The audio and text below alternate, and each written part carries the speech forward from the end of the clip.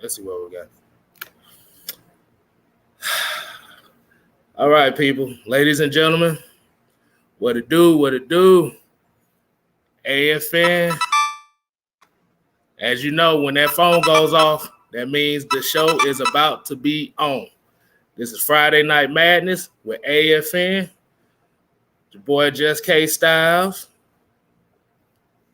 Over here, Mr. Jew Talk Sports. Calm before the storm. And I guess the emblem you see at the below us is Mr. Mad Mike Sports. He's gonna be getting in here shortly. But what's going on, Jew? I know we a couple of us kind of been out of the weather here this past week. I know me, I'm dealing with mine. Hey, what's going on, Jew? It's good man. It's good to be back, man. We were all everybody was on. We was a mass unit for the last week. So I appreciate Miss Maggie and Mad Mike holding it down. So we got back. Yeah, they held it down and Twisted to it. They all those three held it down for a big time, man. Like I said, we appreciate everybody that's in the chat. Like I said, y'all staying heavy with us. We'll go ahead and get a couple of shout outs that's going in here. Like I said, we got Nate Lowe in the building. Got Tell Sports and Gaming, The Nation, Trucker Mike. I see Rodney Brown came in here already. Joe Houston, Jarvis Williams, Dynamite, Millie Mills, Asia Green, what's going on, lady? Tony O'Holloway, ATM 3405, and Young Sizzle. What is Tony Wright? What's going on? What is going on? Now, like I said, we've kind of been out of it for about a week, so we probably pretty much got a lot to talk about. Like I said, Jew, how you been doing? How the family and stuff going, man? Hey, the family's good. But I would be remiss not to say happy birthday to my younger brother. Today is my youngest brother's birthday, so shout out to him. He's the Aries like your boy. My birthday was actually last Sunday, so shout out to my younger brother. He's enjoying his 29th birthday, so shout out to him. Look at Mad Mike popping in. He already popped in. Oh, Mad Science in the building. Okay. All right, but before I get to Mike, like I said, a lot of people probably wonder why I got my eye covered. Yeah, I'm not gonna be 100% for this thing tonight, but we're gonna hold it down for what we can do. So yeah, I had to deal with an eye infection for the past week and a half. Almost damn near lost my sight, but taking it one day at a time, man. Absolutely. Good. Glad you back. Yeah, you be back to KSTYLZ. Hey man, right. We got to get you a nickname for the one eye. Hey. I'm just one eye KSTYLZ. How about that? No. One sight, one mind. There we go. We're gonna say one sight, one mind. One sight, one mind. I like that. Hey man, look man, I appreciate everybody for joining us, man. What you got for us, KSTYLZ? Well, like I said, since we kind of ran on the CP time as far as the show, I want to kind of get started on. I want to get this out the way right quick. Before we get started, because I ain't been online. I ain't made no video in about a week. Did anybody catch First Take earlier this week? I hope you're not saying. Oh my God. Okay. I didn't. I didn't see it. I heard about it, but I didn't see it. I was afraid to watch it because I knew I was going to be pissed. Okay. All right. So, then, like I said, this is going to take like a couple minutes. So I just want to get this off my chest. They asked Stephen A. Smith. Yes. Hairline A. Smith about the Atlanta Falcons. Okay, phone. God damn it, I see. They basically asked him about what y'all think about the Falcons picking Kyle Pitts at number 4. So you know how the regular media and stuff goes, and like I said, everybody want a quarterback like that. So basically, what they did was he made a comment that kind of irked me, but at the same time, it resonated to what the certain people that don't like Matt Ryan won't say. He basically said that him and T.I. agreed that they just tired of looking at Matt Ryan in an Atlanta uniform. Didn't give no explanation why. He just said I'll do it. I'll give you an explanation why. I'm about to ran on with this shit. Go ahead. Wait. I'm not done yet. Go ahead. This goofy motherfucker said that he talked to T.I. T.I. is the last person that need to talk about Atlanta sports, period. We already know where his allegiance is with Atlanta sports. His motherfucking self. That's what it is. Like I said, he's about as relevant to Atlanta sports as I am to CrossFit fitness. Let's just say that. Okay, so he named all the weapons that Julio, he said, even though Julio hasn't been 100% healthy, he said Calvin Ridley has been a stud. And then he mentioned Mohamed Sanu, which was surprising to me because all this time, all the Falcon takes, he never mentioned Mohamed Sanu until this week. The motherfucker just learned who Mohamed Sanu was. He probably still think he on the team. So my thing is, give it to him raw, K-Style. I know you fuming over there. Give it to him raw. Give it to him really raw. Okay, because I'm trying not to get us demonetized on this, but go ahead. Go say what you got. Like I said, I've been out a week. Okay, it's about to be a Kstlyz rant. You stupid motherfuckers.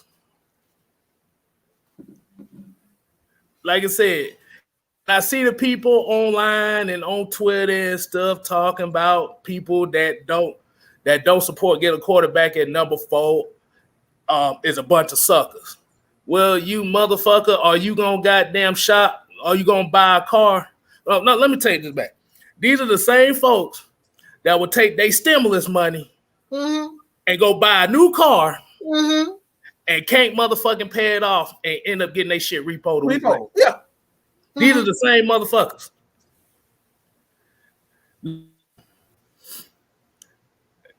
I'm still trying to keep it calm because, like I said, I really can go off.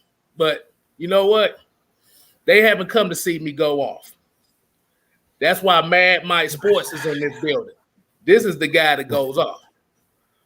I'm gonna keep it as PG as I possibly can. But this is what, if you are pro Mike Vick or you are anti Matt Ryan, you're not gonna like what I got to say, and I really don't give a flying. You know what you guys think, because this is the damn truth about this. Is the truth of the matter, and this is what really irks me so much about what Stephen A. I've heard what he said, but I didn't see the video because I knew it was gonna be some biased bull crap. Anyway, the reason why I'm upset with what he said, I'm sick of looking at LeBron James, okay? All right? So I can identify with you being sick and tired of Matt Ryan. However, I would never disrespect this man to say he sucks. I would never disrespect LeBron James to give him unjust criticism when he doesn't deserve it. Okay? LeBron James is one of the greatest players of all time. Anybody who knows anything about me have heard me say, I respect his game. I respect him off the court. He's one of the realest dudes that you ever want to meet off the court. But on the court, he is a straight up biatch. Okay? Straight up bitch. Period. All right? That's just my opinion. But these people that we're talking about Matt Ryan, the guy that's won MVP. Not many quarterbacks, not even the great Drew Brees has won MVP. But you disrespecting this man the way you are, Stephen A. Smith. What really pissed me off about that entire thing is this. You, as a basketball player, know the importance of closing games. Having a guy like Michael Jordan, Kobe Bryant, Allen Iverson, so on and so forth, Magic Johnson. You've seen great players, and you've seen them have to struggle and what they go through to get certain people on their team. Like LeBron had to get D Wade, like LeBron had to get Chris Bosh. You know this man cannot do it alone, but you expect Matt Ryan to be able to do it on his own? That is fucking bullshit. Period. How can you, as a basketball player, a basketball analyst, not understand that you, as a great player, as Matt Ryan is, you understand this from a basketball standpoint, but you expect Matt Ryan to do it on his own? And I see stupid ass comments right now talking about, what about Julio? Julio don't play defense. What is LeBron James without Cleveland Cavalier, the shooting guard? I know you know exactly what I'm talking about. Kyrie Irving. Hey, Kyrie. Yeah. I think, like I said, we're gonna kind of woo-side on it because hey, Mike. No. Let me say this. Let me say this real quick. Smithers back. Hey, I gotta say this. I have to say this because this is real. This is real. Great players need great role players. Without the tall Tristan Thompson, Cleveland don't win those championships. Correct. They don't win those championships without the great defenders. He doesn't win those championships without Kyrie closing that game. You don't win championships without that. So Matt Ryan, he's supposed to be able to do it on his own because he got Julio Jones. That's an offensive player. You still need defensive players. You need defensive linemen that's going to get sacks in crucial times. You need coaches to make crucial calls in crucial times, like running the damn ball when you got an 8-point lead. You need this. But somehow Matt Ryan, that doesn't apply to Matt Ryan. Come on, bro. You're a basketball analyst. You understand this.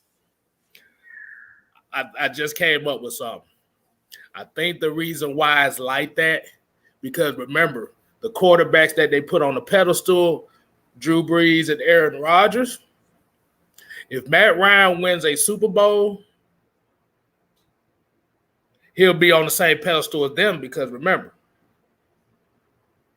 they ain't won a Super Bowl since 2009, 2010. So it's been about 11 years. Because you got to remember, he says that Aaron Rodgers is a bad man. He is this all-godly quarterback. But in the 11 years since they won that Super Bowl, which he did not play well in, by the way, it's been hit and miss. They're winning games, but they're not winning crucial games. So if he ends up getting that one ring, he'll basically tie Aaron Rodgers and Drew Brees. And let's be honest, most of the people do not want that. Those Falcon fans do not want that. Let's keep it real. But we got to get that out the system right there because it's taken away from what we need to talk about tonight. Like I said, hold on. You good, Mike? Woosah, Mike. I'm good. Okay. Let me be great, bro. I'm all good. Right. Yeah, I'm good. Bro. All right, so we're gonna talk about Cordarrelle Patterson and Deron Hartman. Let me go ahead and put my boys up here so y'all don't know who these guys is.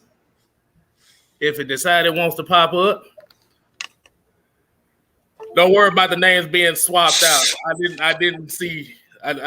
You know who they are. On the left, Deron Hartman, and on the right, Cordarrelle Patterson. What y'all think these two moves? You want me to go ahead, Kstlyz? I'll let you go ahead. Go ahead. Hey, I like the signings for both guys. First, we're gonna start with Deron Hartman. A lot of people don't know him because he's not really like a household name. But if you go watch tape on him, he was a solid player when he played in New England. He was in New England for about 4 or 5 years. And one thing you know about Bill Belichick is he likes players that are detailed, guys that fits his scheme, guys that are smart. And for whatever reason, he likes drafting players from Rutgers University for whatever reason. But Deron Hartman is one of those guys that can play both safety positions and he can play the defensive back position. And he's just a guy, if you watch him on tape, that's always in the right place at the right time. He's not the fastest athlete. He's not going to wow you, with speed. He's not going to wow you with big hits and things of that nature. He's always going to be in the right place at the right time to make interceptions. I went and looked at just over his career. He has 19 interceptions, and he had like 3 or 4 seasons where he had 4 interceptions. So this guy, him and Eric Harris, I think those guys are going to be a very good tandem. I think they're bridge guys, guys that can come in as veterans. And I talked about this in the video that I did because we have a young secondary, especially for our corners. And even with Jalen Hawkins being a young safety on our team, I really think bringing in a guy like Harmon, who has 3 Super Bowls, he has that experience.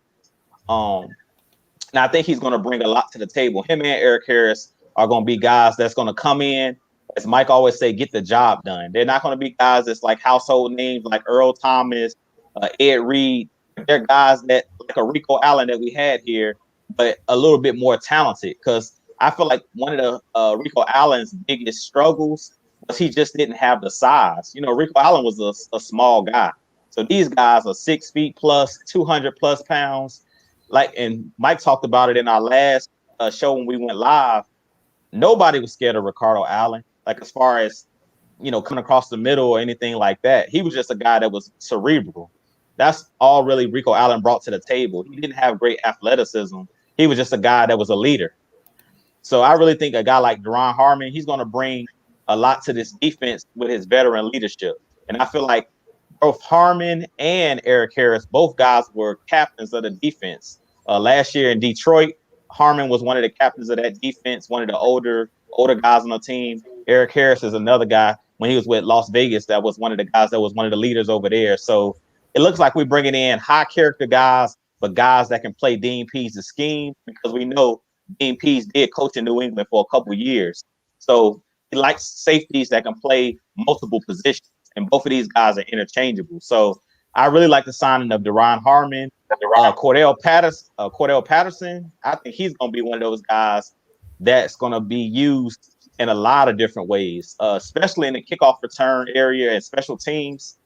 He's deadly in the kickoff return game. We already know that he leads the league when it comes to touchdowns on kickoff returns, multiple 109-yard returns, returning out of his own end zone for touchdowns, returned 2 touchdowns over the last 2 seasons with Chicago, and he was a Pro Bowler the last 2 or 3 years. So I love what I'm seeing from this front office with Terry Fontenot, what he's doing with the guys that he's brought in.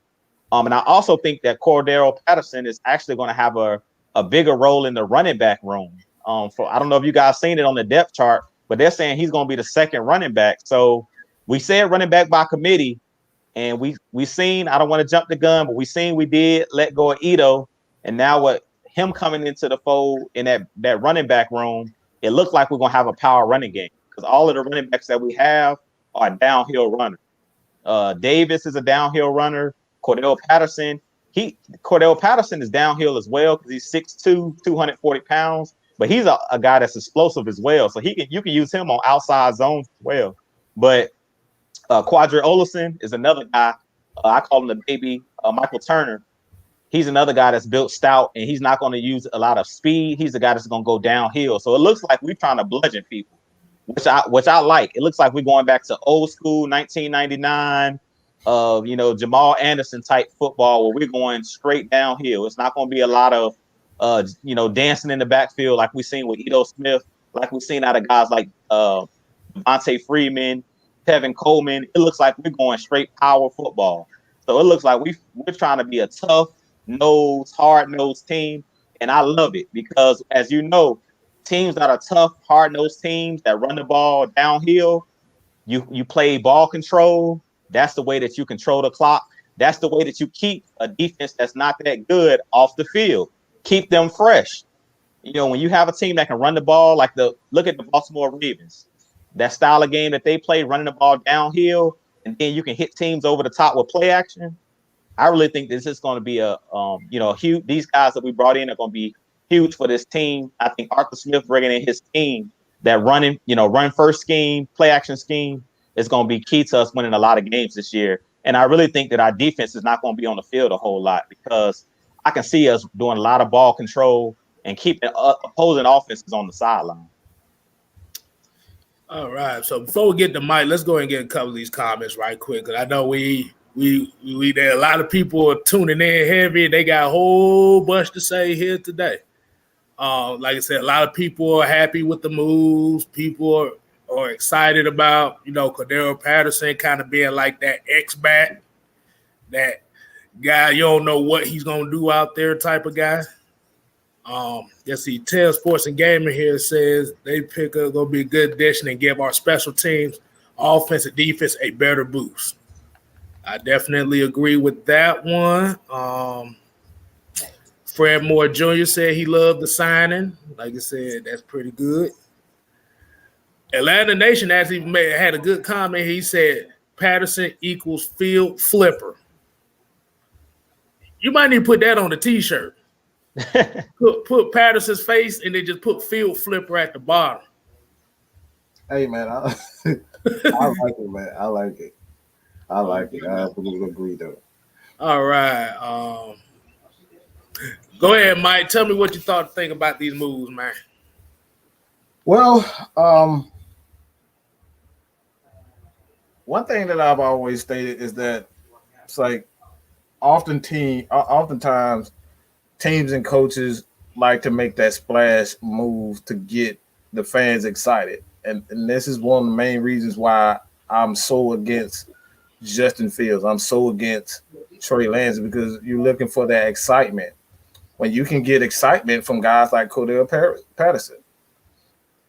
Cordarrelle Patterson is one of those guys that's like, he's just, when you look at him, you're going to get a big play from him. When you get the ball in his hands, he can take that son of a gun to the house at any given moment. This is one of the reasons why I was so against drafting Calvin Ridley. I was against that. Calvin Ridley is a wonderful receiver, but he's one of those guys, he doesn't do the small things well. He's a great catcher. He's a great route runner, but outside of that, what does he provide for you? He doesn't go over the middle. He's not a very good return guy. He's not good at blocking. And oftentimes I question his heart. I don't question Cordarrelle Patterson's heart. I don't question Matt Ryan, Julio Jones, Russell Gage. I don't question their hearts. I question his heart. I've seen him run away from contact. This is what we're talking about by getting guys on the team and changing that culture. It begins with the mentality. You got guys on your team that's running away and shying from contact instead of punching somebody in the mouth or watching Aaron Donald hang little Freeman by the damn balls, essentially. You know what I'm saying? They had that man up in the damn air like a little damn baby, and not one Falcon came up. Not one. They want to come up all late. This is the stuff that I'm talking about. So you can get excitement out of small deals like Mike Davis, Cordarrelle Patterson. These guys right here, this is something that we didn't see from Dirk Cutter. He didn't want to have these guys. You didn't have guys who were good at one particular thing. We didn't have those. We didn't even use Zacchaeus the proper way. He's another one of those guys can turn an end around and take it this 60, get a slant and take it 60 yards. We didn't even put him in position where he can, take a end around and take it to the house. That's what they do. That's what makes Kansas City so dangerous, because Tyreek Hill, you don't have to throw the ball deep with him. You can give him the ball out of the backfield. This dude can take it 99 yards just like that. That's what you get out of Cordarrelle Patterson.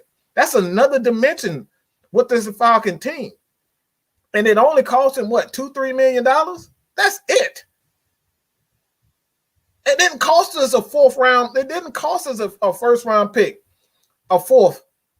We got this man for a couple $1 million, and he can essentially come in, play a wildcat. If you need a big play, put him at the wildcat, and anything. He can take that son of a gun to the house. We have that threat now. We don't need Justin Fields, who can run a 4.4 at quarterback, to take it to the house. We can design those type of plays now because we have a Cordarrelle Patterson. You see what I'm saying? So I love the little small.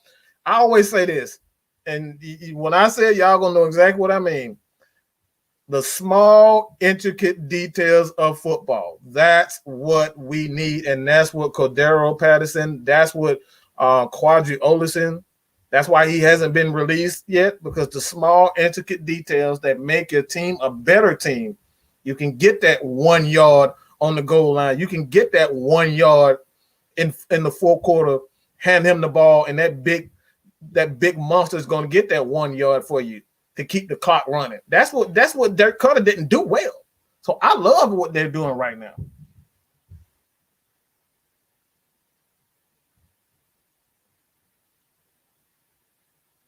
You muted, Kstlyz. Yeah, my bad. I'm still trying to get used to the damn thing. That won't let me be great.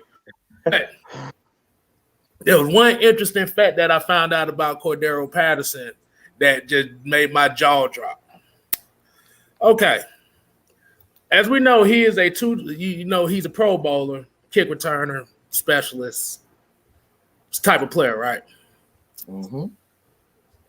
He had more return yardage in the first 4 games last year than we had all season. Ooh, wow. What the hell does that say? Wow. That special teams ain't worth jack shit. That's bad. That's terrible. Yeesh. That like I said, that's not even having a threat to field the flip field position. Like I said, you want to have that threat to not be starting at the 25 every play, every drive. And then, like you said, with Dave Ragone here, so Dave Ragone and Patterson are. They don't want Kstlyz to be great. Here we go. God, come on, we got it. They hey man, look, I guess he was saying essentially like they don't.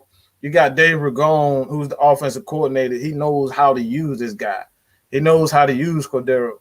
You know what I'm saying? And when you have a guy that you're familiar with the offensive coordinator, which for the most part, you're going to see Arthur Smith. I was about to say Arthur Blank, but you're going to see Arthur Smith use him in the proper way. What you going to say, Kstlyz? They won't let you be great, man. They won't let me be great, man. Like I said, I usually have like my Wi-Fi box, so this won't happen. But baby girl, I don't know if she threw it away. What, I don't know. So we were winging it tonight. But and then, like I said, Hartman, like Drew said, and like everybody would say, like I said, you got the experience back there with him and Harris. Like you said, he's been in those big games, so he knows what to expect. Like you said, he's moved around a couple places, but he's still been productive. Mm-hmm. He'll fly in the box. He'll hit somebody. Like he is one of those guys that will cover a side, and you don't have to worry about him being late. I mean, 72 tackles and 2 interceptions last year as a safety is pretty damn good. Oh yeah, especially when you're not expecting him to be an enforcer, because in reality, this defense does not need an enforcer. We don't need that. Sometimes you just need a guy just to be in the right position. You got playmakers like AJ Terrell on the team. You don't need. You got AJ Terrell, you got Fourier, and that's Dion. They're the playmakers. All you need is a guy to be in the right position. Grady's gonna be Grady. Right. So we need a guy who can do the small, intricate details of football. We up here trying to find a net superstar when in reality, and I know Jew about to say something, but in reality, we just need guys to do their damn job. Hashtag do your damn job.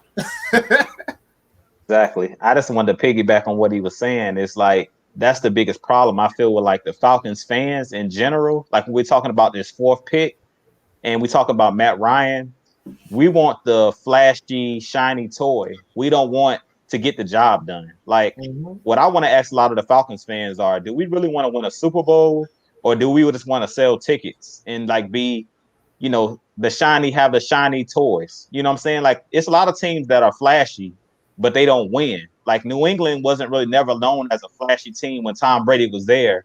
And a lot of people always say, well, Tom Brady never had great wide receivers, where they got receivers that fit their scheme and they won numerous Super Bowls. And that's what we're trying to continue to tell you guys here at AFN is like, you don't necessarily have to have 4 superstar wide receivers. When we had Julio, Mohamed Sanu, Taylor Gabriel, we had guys that played roles. They knew their roles. And I feel like that's one of the biggest issues with the team that Thomas Dimitroff was trying to build. He was trying to build an offensive juggernaut, but to me, the guys that we have, they didn't fit the roles. Like we took Calvin Ridley to take the Mohamed Sanu role, but Mohamed Sanu was that enforcer as a wide receiver. He was a guy that wasn't scared to go across the middle. He was a guy that was going to throw an extra block to make sure your running back gets those extra yards. Or Julio, I remember one game, I think that was a game when Julio went for 300. He sprang Julio for a touchdown. It was just like a short slant pattern. Yeah. He ran down the field and just got a clean block on the safety, and Julio was blown up the sideline. It's like those small, intricate details of the game. And that's what he was talking about earlier. We talk about basketball. Like people always talk about Michael Jordan. Michael Jordan never lost. Well, Michael Jordan never lost when he got a team around him. He had Dennis Rodman, and all he cared about was, I'm going to get rebounds. I'm going to play defense. He had Scottie Pippen, where I'm going to guard the best player on the other team. All Jordan really had to do was do what he did best, was score the basketball, because he had guys that understood their role. And I feel like that's the biggest problem when I hear a lot of the Falcons fans, like when they say Matt Ryan can't get it done. If you look at the Tampa Bay Buccaneers last year around Tom Brady, if you look at what he did, he just recruited guys to play certain roles, guys that he had played with. He recruited Gronk. He recruited AB. He recruited guys to put around him, and all of those guys played roles. AB wasn't the AB with Pittsburgh playing with the Bucs last year. He couldn't, catch over 1,000 yards and do what he did. But he came in, he filled a role, and that's what we're doing here with the Falcons. I like what they're doing because they're bringing in guys to play certain positions, play certain roles, and they're not just looking to get that splash signing. Because we seen last year, we had a bunch of splash signings, and what did it get us? 4 wins. We had Dante Fowler. Everybody was all excited. Even me, I was all excited. And we got Dante Fowler on the team. We got Todd Gurley. Everybody was going crazy. We signed Todd Gurley. He's coming back to Georgia.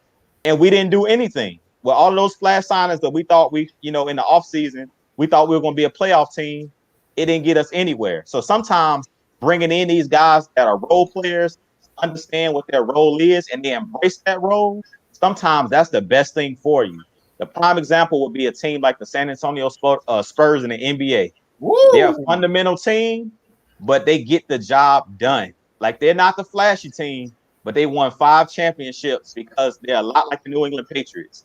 They get guys that understand the scheme, they understand their role, and they embrace their role. Hey, like you said, the time for pretty football over. Mm-hmm. We just don't. And y'all will agree with me. Like you said, the cookie cutter, soft, Instagram model offense team that defensive team we done had the last 4 or 5 years. it ain't gonna get it done.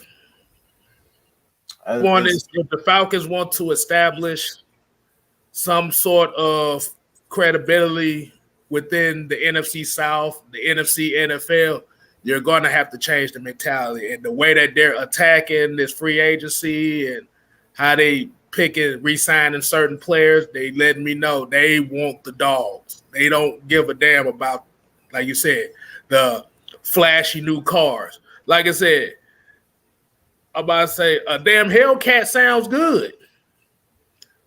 But that 93 Toyota Camry runs a lot longer.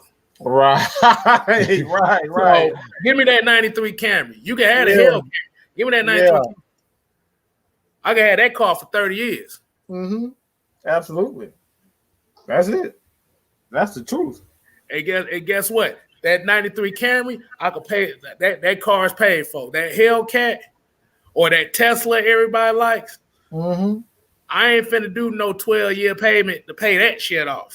That 93 Camry. Right. Your baby be paying for that mortgage by the time you finish with that mortgage. She'd be 18 before you finish paying off that damn thing.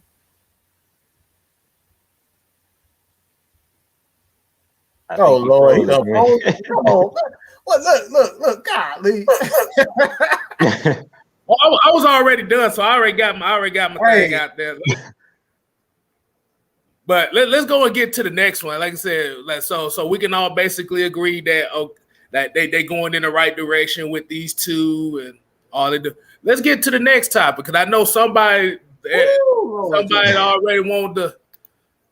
And to be honest with you, I am not surprised that this happened. Alden Smith cut. I'm actually surprised it lasted this long. Look, I'm praising God right now. I'm not praising God because a man lost his job. I'm praising God because we got rid of these little ass running backs. I'm so sick and tired of these little small ass running backs. Like nobody's afraid of. Like again, I keep saying this over. Ain't nobody afraid of no damn Ricardo Allen. He 5'9", 190 pounds. Who the hell is afraid of him? Who in the hell is afraid of Alden Smith? Who in the hell is afraid of Devontae Freeman? You see what I'm saying? Nobody is afraid of him. We got to start back instilling fear in these teams. People were afraid to tackle TJ Duckett. People were afraid to tackle Michael Turner. People were afraid to tackle, even Tevin Coleman to a certain degree. That dude is big. Tevin Coleman has some size on him. You couldn't catch him. So Jamal Anderson, those types of running backs. Like Tevin Coleman was not an easy guy to. He was not an easy guy to tackle. He really wasn't. You had I've seen Tevin Coleman really run through a lot of tackles, run through them because he's a bigger running back. I am tired of these little players, these little gadget players. We got to get back to instilling fear in a lot of these fans. It's like a lot of these dang players. Like I'm like I said, man. I'm gonna just say this about Thomas Dimitrov. You wanted a and I just put this together. Ultimately, what he wanted was to please the fans who were Michael Vick fans. It was all about speed and flash and selling tickets. That he was not into winning championships. He was interested in building a team that was going to sell tickets. The Falcons offense was built to sell tickets. It was not built to win championships. That's the reason why we are sitting at 4-12, because it wasn't built to win championships. That offense was not built to win to win in the fourth quarter. And then they tried to switch it up by bringing in Jamon Brown and James Carpenter. It was too damn late. Y'all was already soft. And you brought in some damn bums who were 330 340 pounds. Those some damn bums. It's too late. They suck.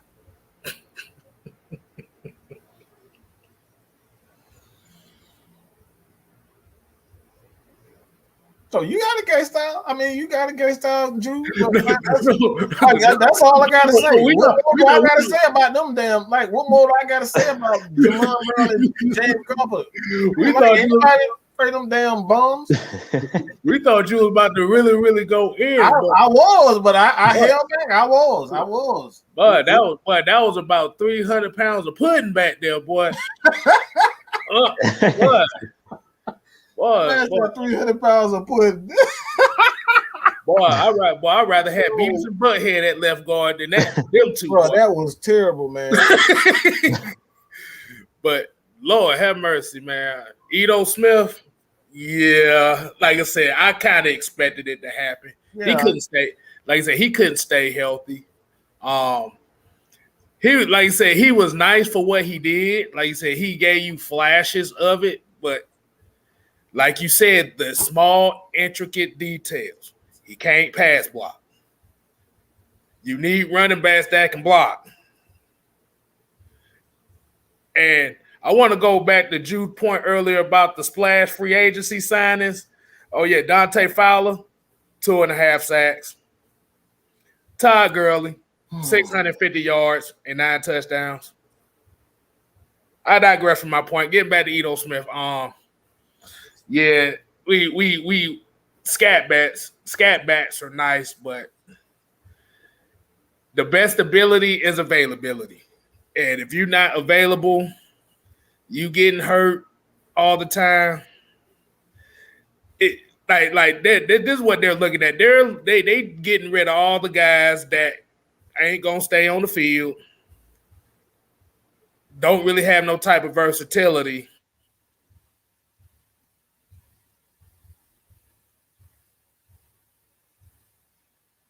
That's it. That's what they want. Again, that's like I said, man. That's what they want.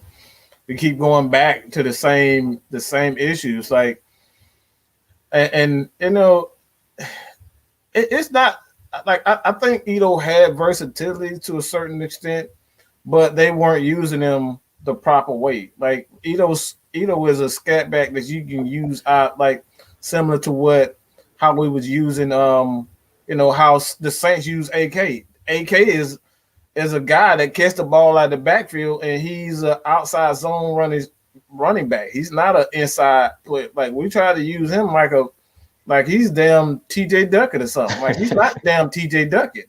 He's too damn little to be trying to run up the middle consistently like that. Like what the hell are we doing? Why are you not spreading out the field and using Edo the proper way? When he's in open space, he can do some things, but you wasn't using him like that. So it's like it's a waste of a pick. It's a waste of a player. If you're not going to use these guys, if you're not going to, you got guys on the field, and this is another reason why. Like I'm glad that TD is gone, is because like I'm glad that even Dan Quinn is gone, because like he did not use Detus and not properly. It's not just like, what the hell are you drafting him for if he's not going to play? I'm talking about Detus or not. The dude didn't get any playing time. Why the hell are you drafting these guys if you're not going to use them? It's a waste of a pick. You got to bring in guys that you're actually going to use in rotation. How many times did we see, Charles Harris last year get sacks and he get pressure, and the next thing you know, he out. He's out the ball game for like a whole quarter. He and Dame Kaminsky. These guys get pressure, and then you bring in Dante Fowler, who hasn't been doing nothing the whole game. That shit is crazy to me. You said it all, Mike. You just said it all. Like pretty much with the Edo Smith thing, and I said it in my video that I did yesterday. We didn't use Edo Smith in the proper way. And it was just like what I was just saying earlier. When you draft players, you have to draft them for a particular role or how you're going to use them. I don't care necessarily who you draft. That's my biggest thing with us going into this draft. It's like, get guys that can fit your scheme. You know what I'm saying? As long as they fit the scheme, you have a plan for how you're going to use them. I really don't care who you go in and draft, as long as you have a plan for them. It's like we kind of went in and just drafted guys. We had no plan to develop those guys. We had no plan on how to use those guys. It kind of was just like Dirk Cutter was like, this is my scheme. We're going to run power run plays. I don't care if you're a power back or not. We're just going to, run my scheme. And you can't do that. And what was one of the main things we heard out of Arthur when he first came in here? He said, I'm going to do whatever helps fit these players. I'm going to do what they do best. I'm going to be flexible. You know what I'm saying? I'm going to go ahead and magnify what they do well. I'm not going to force them basically around peg in a square hole type situation. And I feel like that was one of the biggest issues with a guy like Ito Smith. It's like we were asking him to run up the middle, asking him to pass protect when he should have been catching passes out of the backfield, running toss plays, running to the outside. I mean, I said we damn near were trying to get Ito Smith killed when he was here. Mm-hmm. We seen him get ran over against the LA Rams, almost ended this man's career, had a neck injury, pretty much was out the rest of the season after that in 2019, after getting ran over like that. So I put that all on coaching. I put that all on scheming. You got to we always say, the coaches have to put these guys in positions to succeed. And Ito Smith, to me, none of the running backs were put in a position last year to succeed with Dirk Cutter, whether it was Brian Hill, whether it was Todd Gurley, because all we were doing was running draw plays up the middle, but basically no holes being opened up because our guards were our weakest blockers.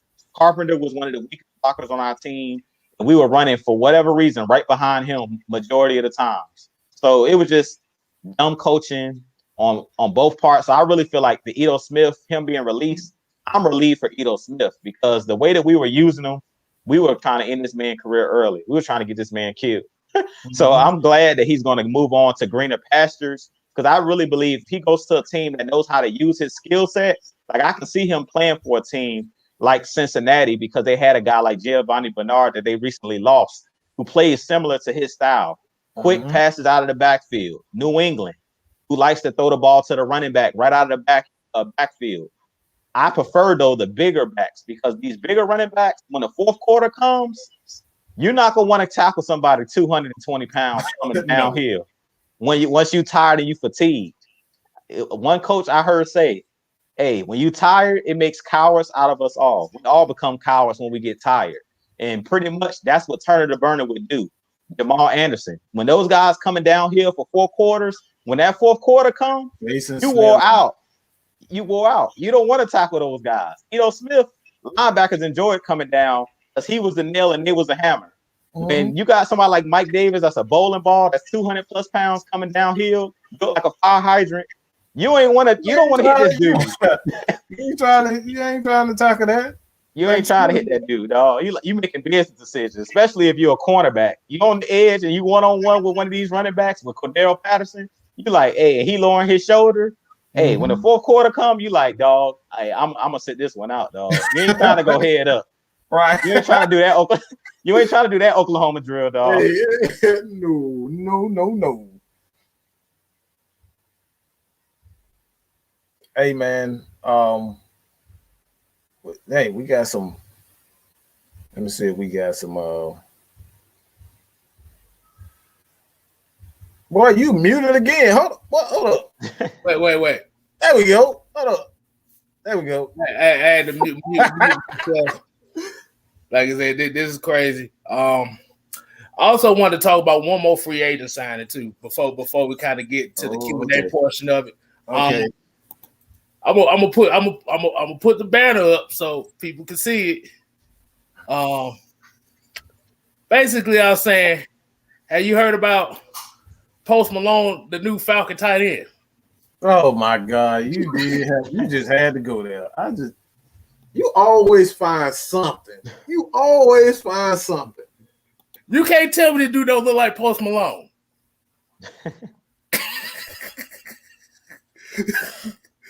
I'm saucing on you. Oh my God, man. Oh man. That man just called his man Post Malone. Post Malone. That's his name. Post Malone. Man, wow. That man really just. I was looking at the banner in the back. I was like, Post Malone. We signed Post Malone. Like we tripping, ain't we? Hey, we don't know much about him, but he's pretty much gonna be one of those training camp, practice squad type of guys. So he's just gonna be back up. It's competition. It's all about competition at this point, man. Like that's one thing I despise about the Falcons, and I just like this is just. I'm not just saying this is all TD. I think it was mostly Dan Quinn's fault. Like he claimed that it was going to be competition, but he didn't want competition. He wanted to babysit Tack instead of push Tack. He didn't want Tack that like if Tack would have been if you would have been more harder on Tack would have been a success. I really believe that. He babysitted Tack. He told Tack that he was cute when he really wasn't. You know what I'm saying? You got all them tears in your eyes and oh, it's gonna be all right, baby. You know you are a first round pick. You are a first round pick. It's okay, baby. You're gonna get 10 sacks next year. Don't worry about it. You know what I'm saying? That's what Dan Quinn was. That's what he was with our starters. They absolutely sucked ass, and he said they were cute when they wasn't cute. They fucking sucked. Excuse my French. They sucked. They played like complete ass. And you did not do anything to push these guys. Some guys you got to like, look, brother, you ain't gonna cut it. You gonna have to sit on the bench for a player too. If Grady ain't getting to the quarterback, guess what? Look, man, sit out for a couple of plays and let's see what Dejon Sanat can do. Dejon Sanat don't do it, you bring in Grady. All right, you just chalk it up to great offensive line plays that day. But if Grady ain't getting the shit done that day, you move Grady around, you done did all this with Grady, and Grady ain't getting the pressure. See what the bench Marlon Davidson can do. See what Kaminsky can do at that spot. You got to put these guys like you got to push these guys. You cannot babysit these guys. We seen them do it with Julio. When Calvin Ridley is cooking, they stop the offense. I've seen the offense stop throwing to Julio when Calvin Ridley is cooking. I've seen them, pass the ball to other guys. You know what I'm saying? Y'all probably think I'm crazy, but I've seen them go to the hot guy on the offense. The defense, I've never seen them go away from guys that is not putting it. So it's like we got to keep that same energy, for the offense and defense. We're gonna hold that expectation for the offense to do this and do that, and Matt Ryan got to do this, and he got to come back. Well, what about the defense? What about all the times that your boy, Holden Alford? All right, Holden Alford. That man held, I don't know how many times held and screwed up momentum, and that man still ain't got bench. We got Bleedy Ray Wilson that's on the bench. He's a solid cornerback, and you did not yank Alford when he gave a crucial time and time again, gave up crucial penalties because he's not in the proper position. Where was the accountability? There was absolutely no accountability, and this is why if I don't care if he's a better coach than Dan Quinn, I really don't care. I don't care if he's the best coach in the league. I don't care about any of that. I want to see our general manager and our head coach have some accountability. They got to have competition. We're talking about real competition. Hey man, I agree with you, Mike. You said, like I said, man, you saying it all. Like we just didn't see it out of the last regime, and we seeing with this regime with all these one year deals, basically proven deals. We brought in competition, and I feel like that was the biggest issue when Tack and Vic Beasley were here. And you heard me say it numerous times. They didn't bring in guys. They didn't draft their replacement. I would have lit a fire under their feet because I would have drafted another defensive end first round. Like what kills me is everybody want to draft a quarterback, but nobody didn't say nothing about drafting a defensive end when those guys were not cutting it. That's what we should have been drafting. That's what I wanted us to draft when we drafted Calvin Ridley. We really should have drafted a defensive end to come in and make those guys compete.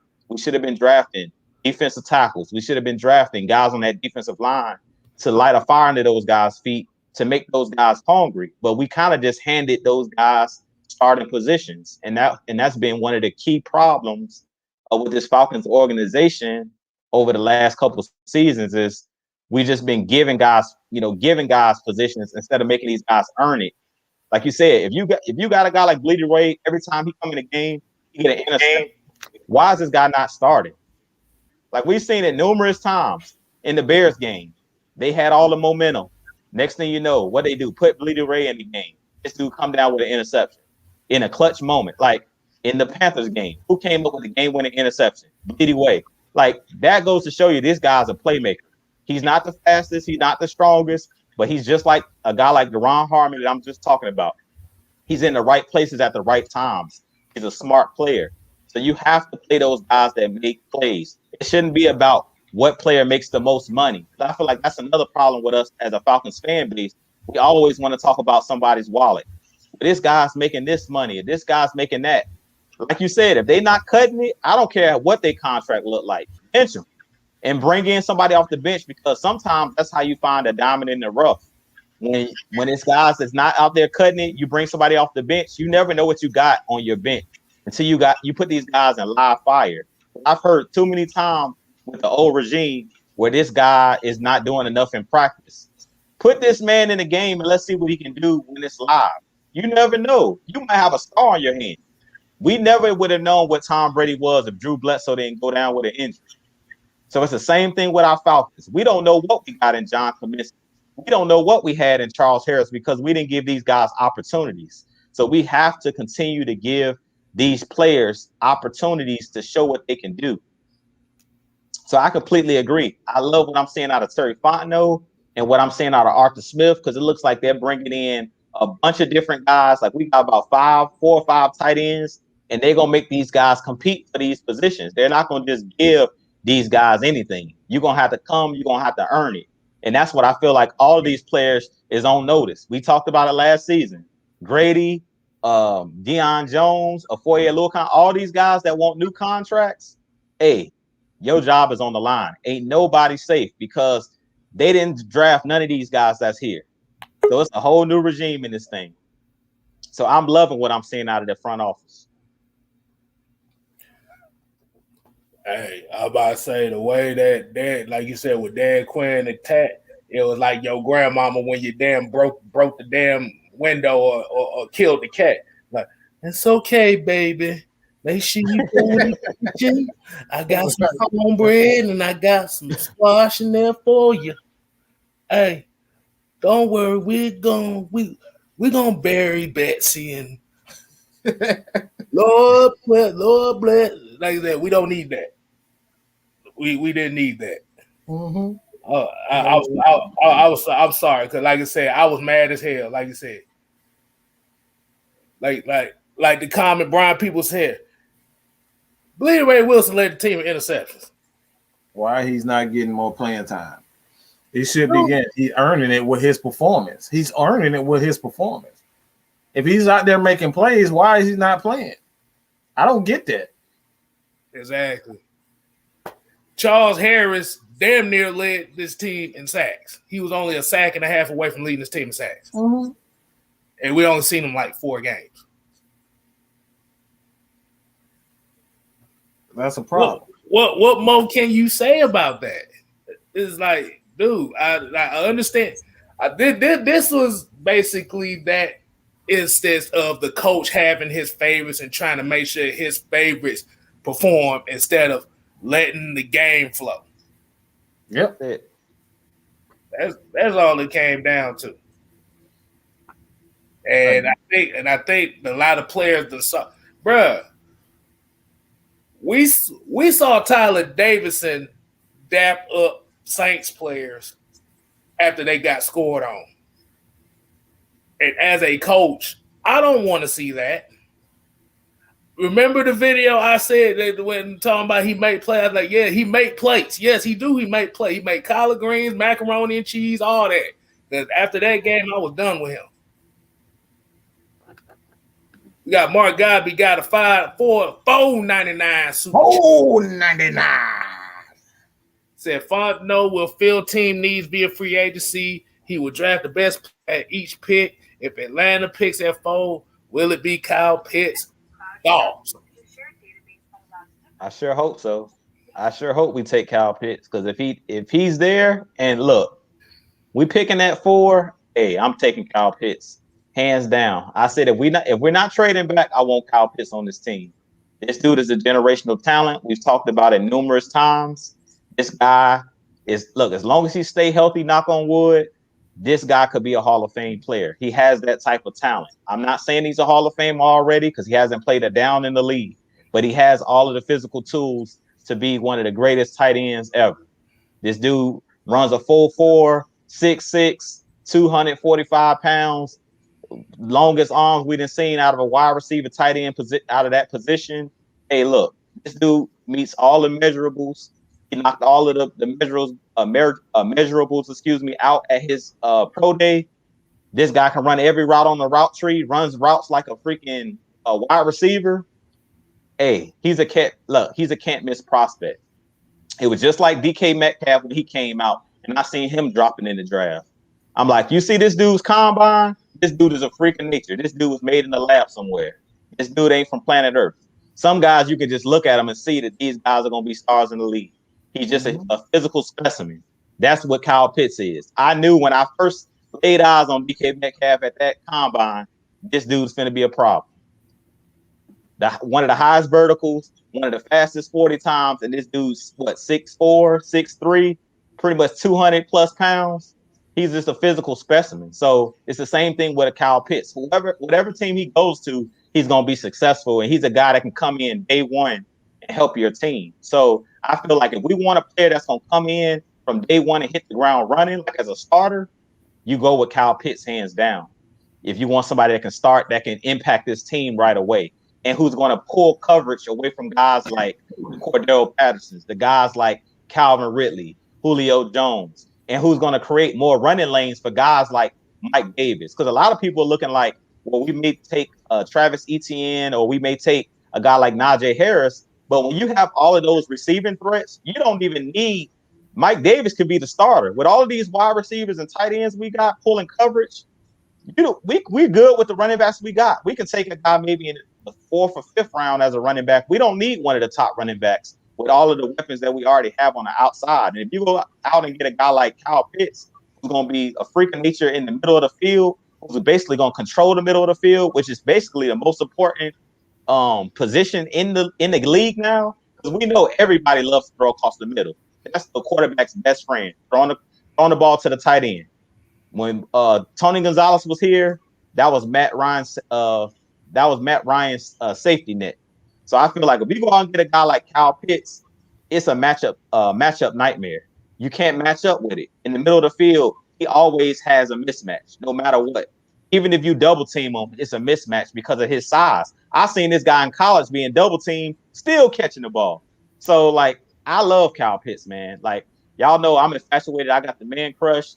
Hey, if it was on me and I was making the draft pick, it would be hands down. I would let everybody know right now. It wouldn't even be no, like, you know how we playing it close to the vest? I would let all these other teams know, because I don't know if you guys been seeing Undisputed and all these people are talking about Dallas and Jerry Jones is in love with Kyle Pitts. I would call Jerry Jones and tell him, you can't have him because the Falcons taking him at 4.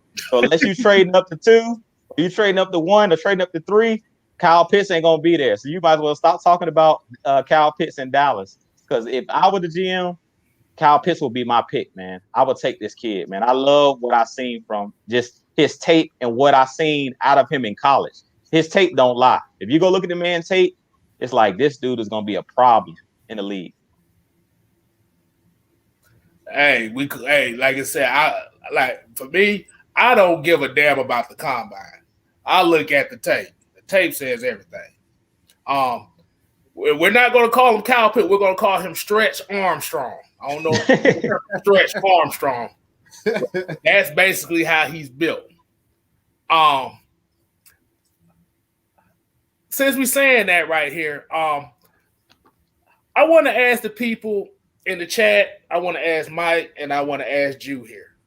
I I know Mike doesn't really do mock drafts like that, and he said this plenty of times because he don't like the process of it. But your boy Kstlyz actually tried one for the first time this week, and I want to get opinions on how y'all think about how I did. I got some pictures up here, if I can find them. Now, my first 4 picks that I'm going with, I'm going to put them up on here. God damn, that ain't the first 4 picks. I'm about to say, we gonna play all our damn picks. We can get no. So, God damn, hold on. Let me get that out the way. I'm sorry about that. Yeah, so tell me what you think about those first 5 picks right there. I got Kyle Pitts, I got Javon Holland, Quincy Roach, Israel Makamu, and Sedarius Hutcherson. Now, I know these ain't no sexy names or nothing like that. Ain't no sexy names. I like it. We obviously have a need at edge. We obviously have a need at safety. Even with Harmon and Harris, those are solid guys, but you need somebody that you can kind of groom, so to speak, bring him in packages, like in long, like 3rd and long and whatnot. Bring in Holland to be able to do the fill in there. I like that pick there. I mean, Jude just pretty much said everything that I, thought about Kyle Pitts. Like when you have a guy like Matt Ryan, who is essentially a guy that likes to throw. Like if you know Matt Ryan, if you paid any attention to Matt Ryan, a lot of people think that having a big arm, is the way to go in the NFL. That's like, you can't be more wrong. Like one of the best thing about Aaron Rodgers is not his arm. Everybody fall in love with his ability to throw that Hail Mary plays, but when you look at his passing, like that dude is like his precision passing, be able to throw that fade route, throw that the ball over the middle where only his receiver can get it. His accuracy, like that's what sets Aaron Rodgers apart. It's not his arm. You got plenty of quarterbacks in the league that can throw the ball 70, 80 yards. They can do that. But Aaron Rodgers don't know fade routes with Jordy Nelson. Like they made plenty of plays on the fade routes over like on the sideline where only his receiver can get. That's what set the quarterbacks around. You put a guy like Kyle Pitts with a guy like Aaron Rodgers and Matt Ryan, who like that's what Julio Jones. How many times do we got to replay that damn Super Bowl play? Only a place where a quarterback like Matt Ryan could have made that throw on the run, and Julio went up to go snag the ball. Like you put that monster and Kyle Pitts with him, that's unfair. That's unreal. That's insane. You don't want to give Matt Ryan that type of. You don't want to give him another Tony Gonzalez. That's what the league don't want them to get him another Tony Gonzalez. They don't want that problem. No, you don't want no problem.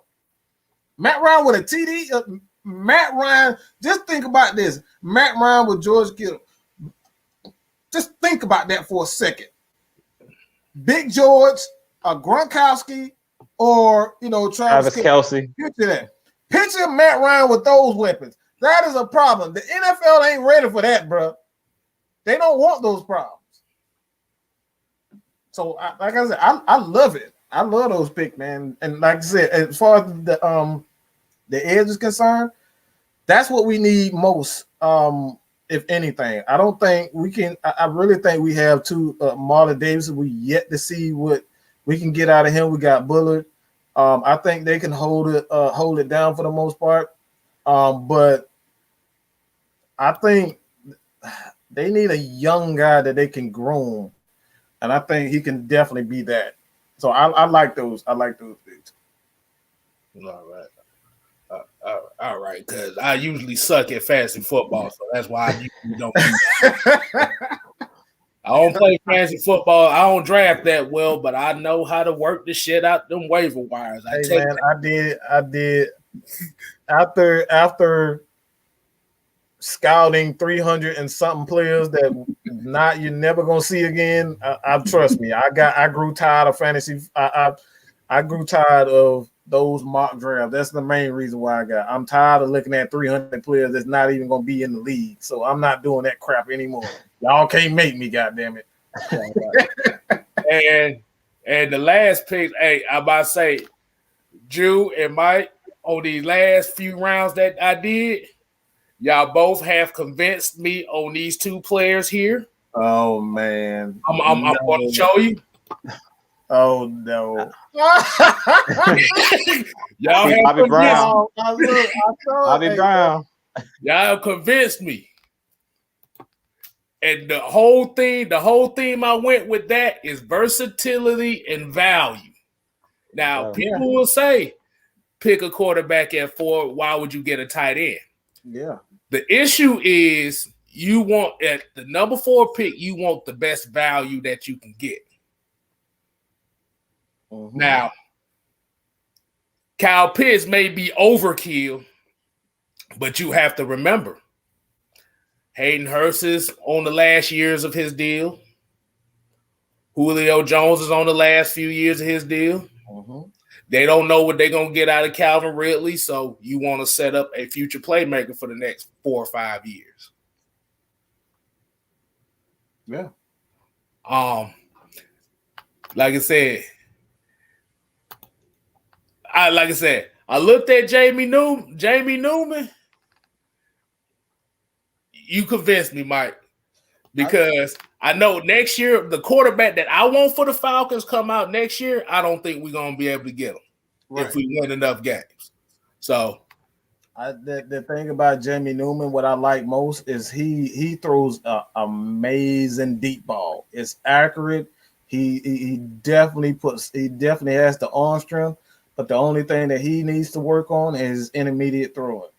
He's a great athlete. And like I said, man, we've seen where quarterbacks have a big time arm, but, with coaching, with the proper coaching, you see Patrick Mahomes. Like Patrick Mahomes wasn't always an accurate quarterback in college. He had a big time arm, and in time, he became a better quarterback, accurate. And that's what I see in Jamie Newman. That's the reason why he came to Georgia. You don't go to Georgia without being a terrific athlete. When you look at his college tape, Jamie Newman actually, he threw the ball well. He wasn't a scrub, so he was a good quarterback. He just played for a sorry team. Nobody knew him because he played for a sorry team. So, like I said, man, I like that. He's a guy that you can even throw in a package or two, and bring him in the spread. A spread offense, and whether it's option, because a lot of NFL teams are running options right now. You can get him an RPO, and it's like either run or dissect the defense, see what the defense is doing. You can do that with a Jamie Newman. You don't know what you're going to get, so it's a lot of things that you can do with a quarterback like that. Yeah, my Kstlyz, I was just hyped that I seen Bobby Brown on your list, man. Bobby Brown. Bobby Brown's my guy, dog. Bobby Brown at 3rd. I seen his name up there. It's another guy I want you to check out too, Kstlyz. And everybody in the chat, I've kind of fell in love with over the last couple of days. I was doing some digging. Marvin Wilson. He played for Florida State. He was their defensive tackle. This dude's 6'5", 305. Dude is a problem. He's another guy that I love. If we can't get Bobby Brown, he's another guy that I would like to have here on the Falcons. Next time we have our show, I'm going to have an image of this dude. This dude is a monster.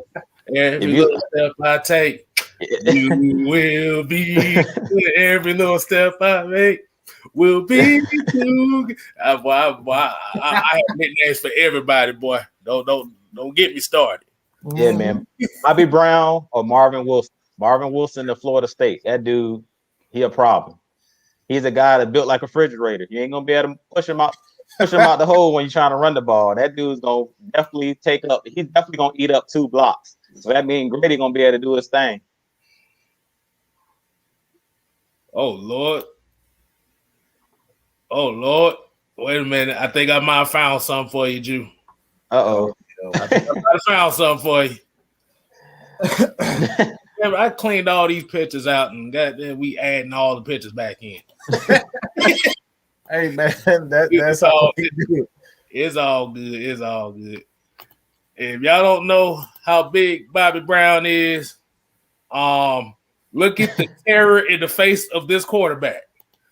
That's a big dude, man. Yeah, man. He getting held like hell. And he still got one arm on the quarterback. He ran 5. Man, come on. That number too little for you, bro. Hey, like the second coming of Derek Brown, wearing number 5. If you got a defensive lineman wearing a single-digit number, you know he a bad mother. Oh, my goodness. I know everybody talking about Bills and him talking trash about Matt Ryan and everybody else. Like I said, I guess they gave him the 5 seconds of fame on that one. 5 seconds of fame. Oh, let me put the picture back up. Let me put the picture up. That's you, please. 5 seconds of fame. Hey man. Hey man, everybody know you get the business if you don't come here with your facts and your stats and your truth. Don't come here just talking crap, because you're gonna get it on this channel. So y'all better be ready. All right. And that's your 5 seconds of fame. Let's go to the next question. They already started on his ass, so that's why we ain't been paying no attention. They already done. Come on, man. Y'all gotta come. Come on, man. Let's see. Hold on. So okay, so we're gonna pretty much get the Q&As going here. Like I said, Gold Peppers here said Stephen A. and others blaming Matt Ryan for losing Super Bowl 51 proves they don't know their elbow from their assholes when it comes to football. I just never understood blaming one. Like I just never understood blaming one player for a team sport. Like basketball is a team sport. You don't blame LeBron for it. You don't blame, one particular guy. You don't blame Steph for not winning championship. You don't blame, Klay Thompson for getting hurt. Like nobody blames those guys, but you want to blame Matt Ryan for? Come on, bro. Like that's disrespectful. And like I said, man, these media outlets, they have an agenda, and I'm just gonna be real with it. Their agenda, they pissed off because the Falcons won't give them another Michael Vick. Let's be real. They pissed off because the Falcons won't give them another Michael Vick. ESPN made so much money off of Michael Vick. All it was the Michael Vick experience. They came up with that name. ESPN came up with that name, the Michael Vick experience. Right. If I'm not mistaken, it was God bless what is his name, who passed away of cancer. I believe he came up with the Michael Vick experience. Oh, talk about Stuart Scott. Stuart Scott. I believe he came up with that name. They came up with the Michael Vick experience. ESPN did that. So, like, if they want another guy that they can help sell tickets, they can get on ESPN and have this guy, like, be the spokesman for, not the spokesman, but the example or the guy for their top 10 list. Every time it was like Michael Vick was on their top 10 at least 2 or 3 times in an episode. That's what they want. They don't give a damn about winning or losing. They want to be able to get people in, and so they can have ratings. That's what ESPN is worried about. So if I was, look, I'm gonna be nice this time and not say it, but Stephen, they can suck a goddamn egg. All I care. What the hell he worried about? Like, you up here talking about his Matt Ryan fault. You're a basketball guy. Like that's the most disrespectful part about this. You know that basketball is the ultimate team sport, but you're gonna blame one guy in football for not winning the championships. That's just disrespectful, and it's like that right there. You should lose your job for saying that as an analyst. You should lose your job as an analyst to say it's one guy's fault for losing a championship. I would literally fire anybody a part of my organization that will single-handedly say one person was the reason why we lost a championship. You deserve to lose your job. And we're talking about the same guy that on national TV threw the Atlanta Falcons jersey in the garbage and said it was well deserved. Mm-hmm. Exactly. Come on, bro. And remember, this is the same guy that said that Atlanta Falcons is the dumbest organization in football history. This man from New York, but he a Pittsburgh fan. Man, you don't suck my bad. Woosah, Mike. Woosah. That man from New York talking about he a Pittsburgh Steelers fan. Talking about I'm all New York, but you're a Pittsburgh Steelers fan. Man, you don't shut your ass up. Well, you have to remember, quite frankly, did not do well for him.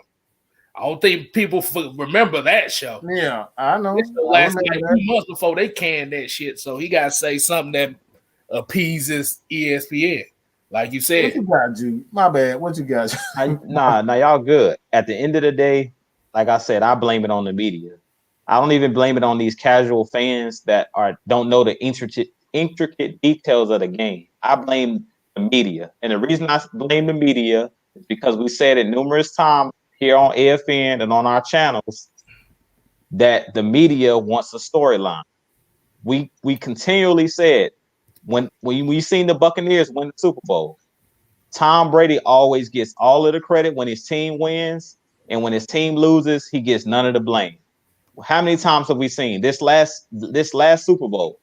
Tom Brady didn't deserve the Super Bowl MVP, but he got it. How many Super Bowls have we seen Adam Vinatieri kick the game-winning field goal? The first 3 Super Bowls that they won, Adam Vinatieri kicked the game-winning field goal. The Super Bowl against Seattle, Malcolm Butler caught the game-winning interceptions. He didn't even. I don't believe he even got the Super Bowl MVP for that. But he saved the game. They were on the 1-yard line. And what did we see from the Seattle Seahawks? The same thing that I'm talking about. They wanted a storyline. They wanted narratives. They wanted Russell Wilson to win the MVP. So what did they do? Instead of handing the ball off to Lynch, to beast mode, they allowed Russell Wilson to throw a slant pattern because they wanted him to be the hero. It's all about the storyline. We've always talked about this, and that's the problem. That's the reason why all of these guys on ESPN are being irresponsible, and they're misleading these casual fans that believe, man, Tom Brady's the GOAT. Tom Brady did this. Tom Brady did that. But I just named 4 Super Bowls where he didn't even make the game-winning play.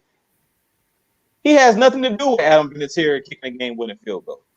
He had nothing to do with Malcolm Butler getting that game-winning interception. He had nothing to do with his defense against the Buccaneers not allowing the Chiefs to score a single touchdown. They kicked 3 field goals. And we sitting here, Tom Brady's the GOAT. Tom Brady did this. Tom Brady did that. Tom Brady didn't play great in the Super Bowl. We sit there, we watched the Super Bowl. It gave him flags all up and down the field to the point that Ray Lewis, one of the greatest, if not the greatest linebacker of all time, clearly said, I cut the Super Bowl off after they called those pass interference against Honey Badger.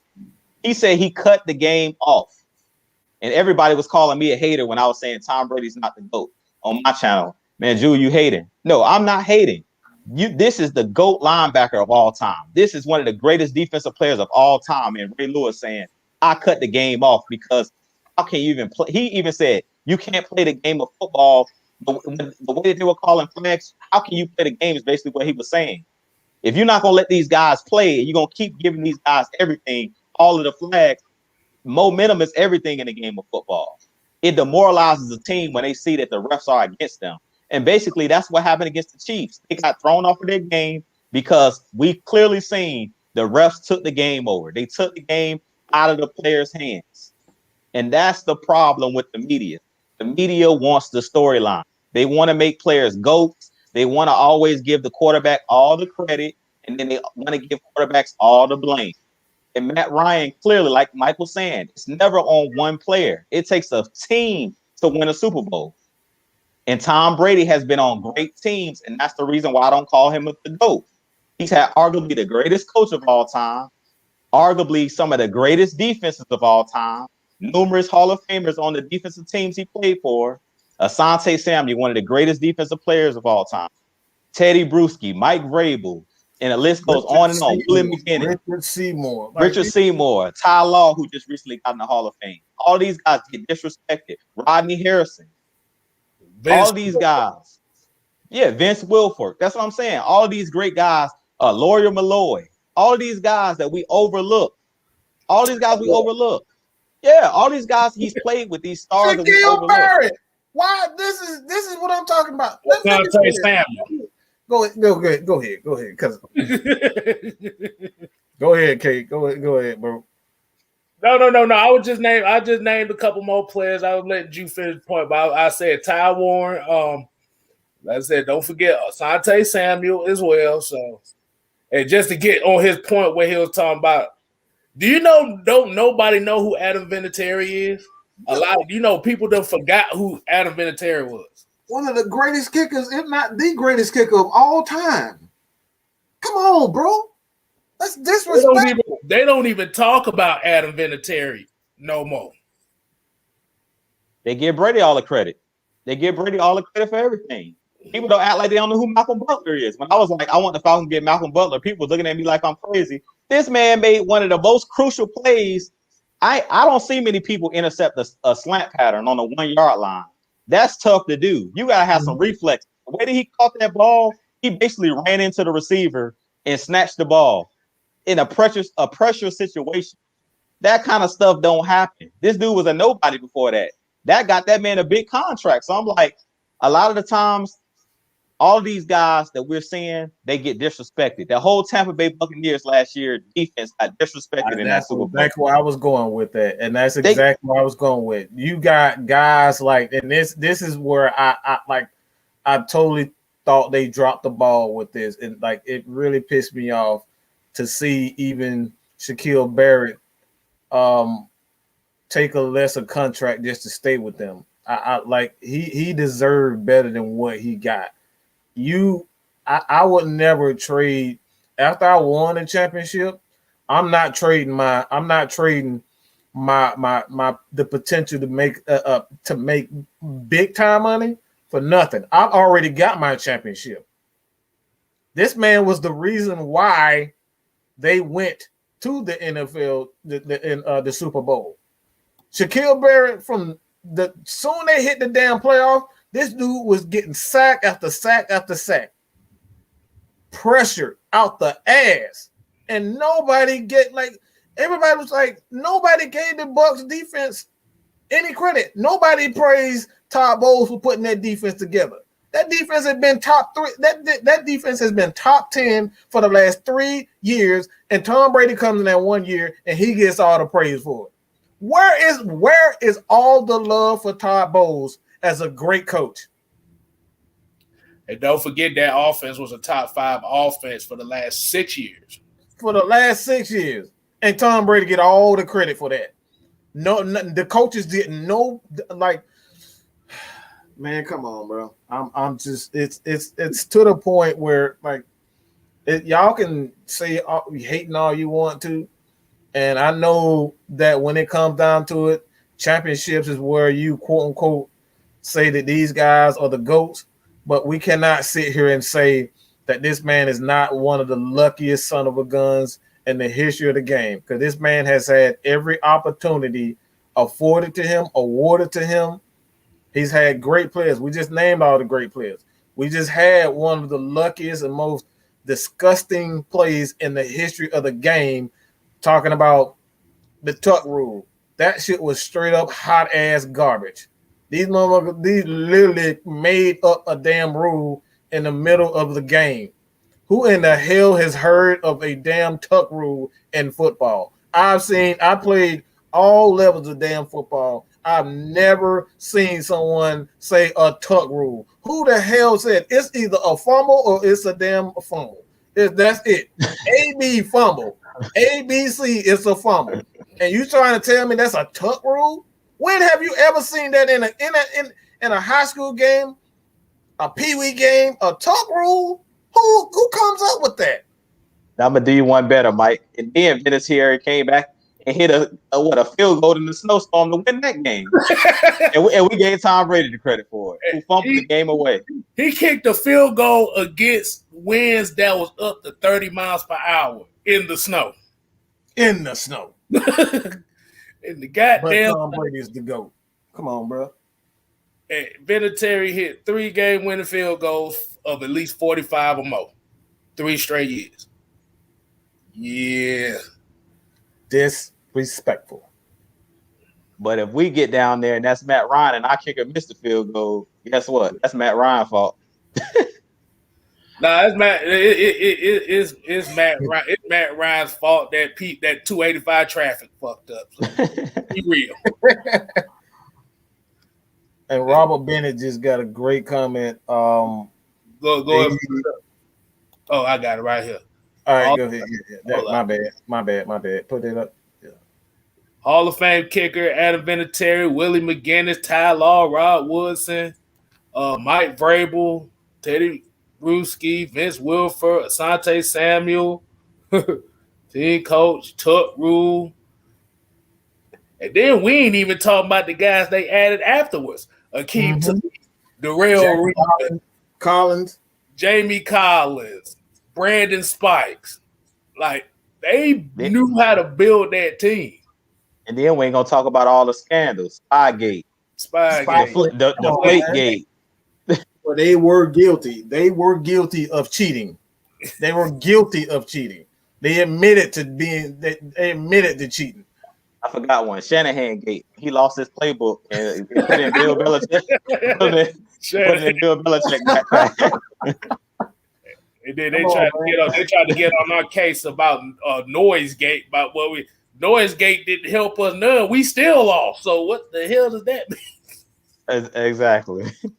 And like I said, I respect, what Terrence Master said about, you got to say he's a chapter. He's in the conversation as being the GOAT. That's from a, like, that's honest. I'll never say that Tom Brady is not one of the best quarterbacks of all time. But do I think he's the GOAT? I like, for reasons that I've seen. I've seen Joe Montana. Not every. I take that back. I've seen in like replays where Joe Montana was the sole reason why the 49ers were winning, because the defense didn't play well, and he had to bring these guys back almost in every Super Bowl that he's played in. He was the main reason why they won. I don't see that from Tom Brady. We just said that over and over again. We just seen how the defense played against us in the second half of that game. They shut us out, but somehow Tom Brady get labeled as the GOAT as coming back. He was the reason they was down, going pick sixes and jump. Right. He was the reason why he was down. But we want to label him as the GOAT. This is just real talk, bro. Hello. King Quest 710 said it's Matt Ryan's fault that they never fixed the potholes on Terra Boulevard. All right, we want everybody to give their Matt Ryan fault statements right now. The funniest one I can do. We're gonna get that train going. So all the because I saw on Twitter somebody was saying that Super Bowl rings matter with a quarterback, but somebody called him out and said, so you're basically saying that greatness is dependent on the ring. He said, don't put words in my mouth. But I'm like, dude, but you literally just contradicted yourself. So in your essence, you saying Trent Dilfer is better than Dan Marino. He said, don't put words in my mouth. I said, but that's what you just said. You said if a quarterback does not win a Super Bowl, he is not Hall of Fame worthy. And this is how a lot of those folks kind of think, but it's like, dude, Dan Marino, Dan Fawkes, Fran Tarkenton. I guess we forgot that Jim Kelly, who lost 4 Super Bowls in a row. Like, So you're telling me that Nick Foles is one of the best quarterbacks in the league because he has a ring? Mm-hmm. So like I said, hold on, Kstlyz. What you just said right there about Nick Foles having a ring, that's the reason why I believe Matt Ryan can lead us to a Super Bowl. You just named terrible quarterbacks that got a ring. So why do people keep asking me, can Matt Ryan get us to the promised land? You just named backups, career backups that got Super Bowl trophies. But if you build a team, a complete team, Matt Ryan can definitely, not only he already carried us to one in 2016, but he can win one. We just named Trent Dilfer. He ain't in nobody Hall of Fame. Nobody. Trent Dilfer ain't even in his own damn Hall of Fame. Exactly. So why do we keep focusing on let's bring in a quarterback? We need a new quarterback. Matt Ryan can't do it. Matt Ryan ain't good enough. That's all I've been hearing. He's not good enough. He's not quite there. He can't quite get us over the hump. But we got guys like Nick Foles that can get us there. That don't make sense. You gotta read it, man. Brian People says Matt Ryan's fault that Mike Vick got caught with the dog fight. Hey man. All right, that's a good one. That's a good one. Ghost Pepper said, "I ordered my steak well done. The waitress brought me a steak medium well. It's Matt Ryan's fault. God damn it." Matt Ryan must be back there somewhere in the kitchen. Hey man. All right, man. Y'all keep them coming, man. Y'all keep them coming. Oh, wait a minute. Where Toxic Falcons had one right here. Yeah, it's Matt Ryan's fault that I got this right here. See, that's my fault right there. Oh man. Oh my goodness, man.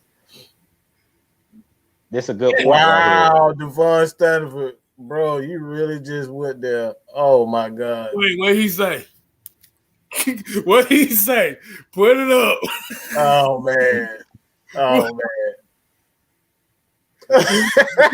Bro, that's your transmission.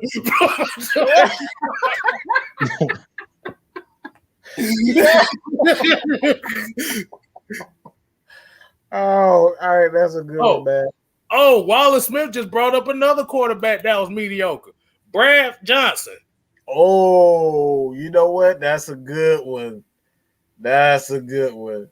Tampa 2 defense. The defense scored more points than the fucking offense. That's crazy.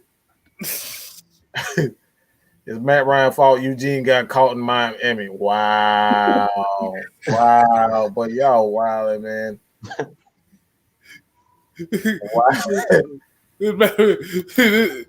Oh, yeah, Joe Flacco was mediocre too.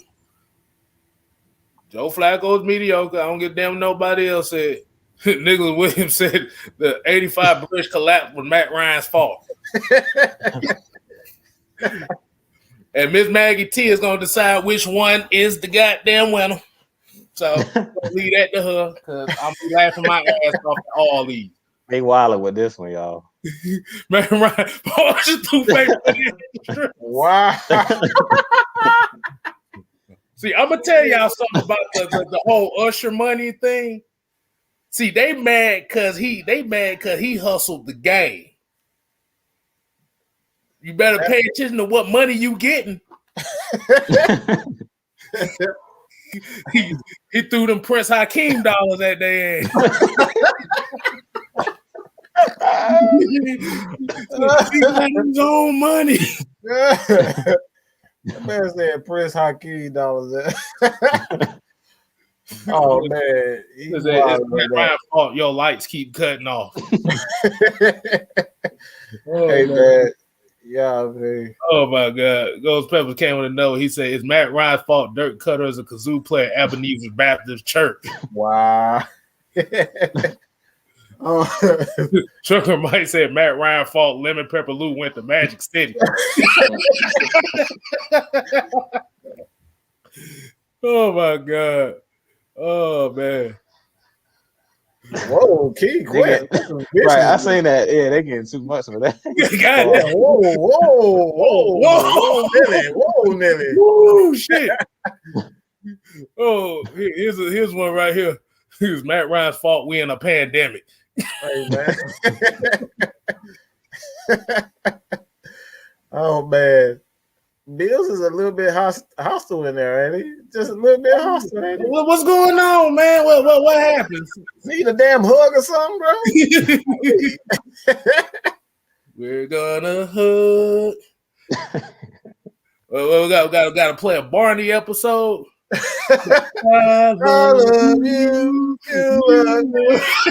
You're happy family.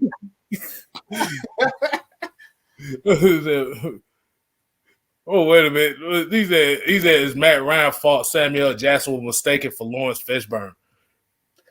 Hey, man. Hey, Mexican Supremist, man. We appreciate it, man. Go ahead and hit that subscribe button. We invite everybody to come in and just have fun, man. It's all about fun at the end of the day, man. So if you enjoy it, tell your friends about it. You know, go ahead and hit that subscribe button. We truly appreciate it. And anybody that is new to AFN, Mad Mike Sports, Jew Talk Sports, Just Kstlyz, Miss Maggie T, Twisted T, all the links to everybody's channel will be in the description. We'll truly appreciate it, man. Hold on. Mike's favorite guy is back. He said,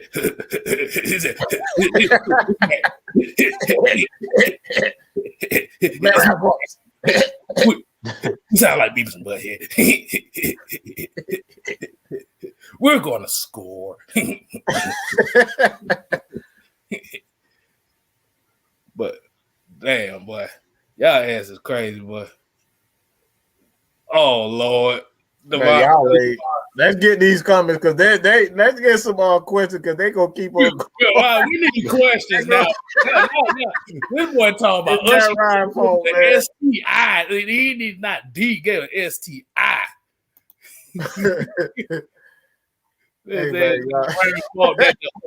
Matt Ryan's fault that the underground is gone. Wow. He said Matt Ryan's fault that cocaine's a hell of a drug. All right, we done. I'm done with y'all now, bro. Y'all killing me. So let's go ahead and get these questions in for these final few minutes, man. Questions about whatever. Don't matter.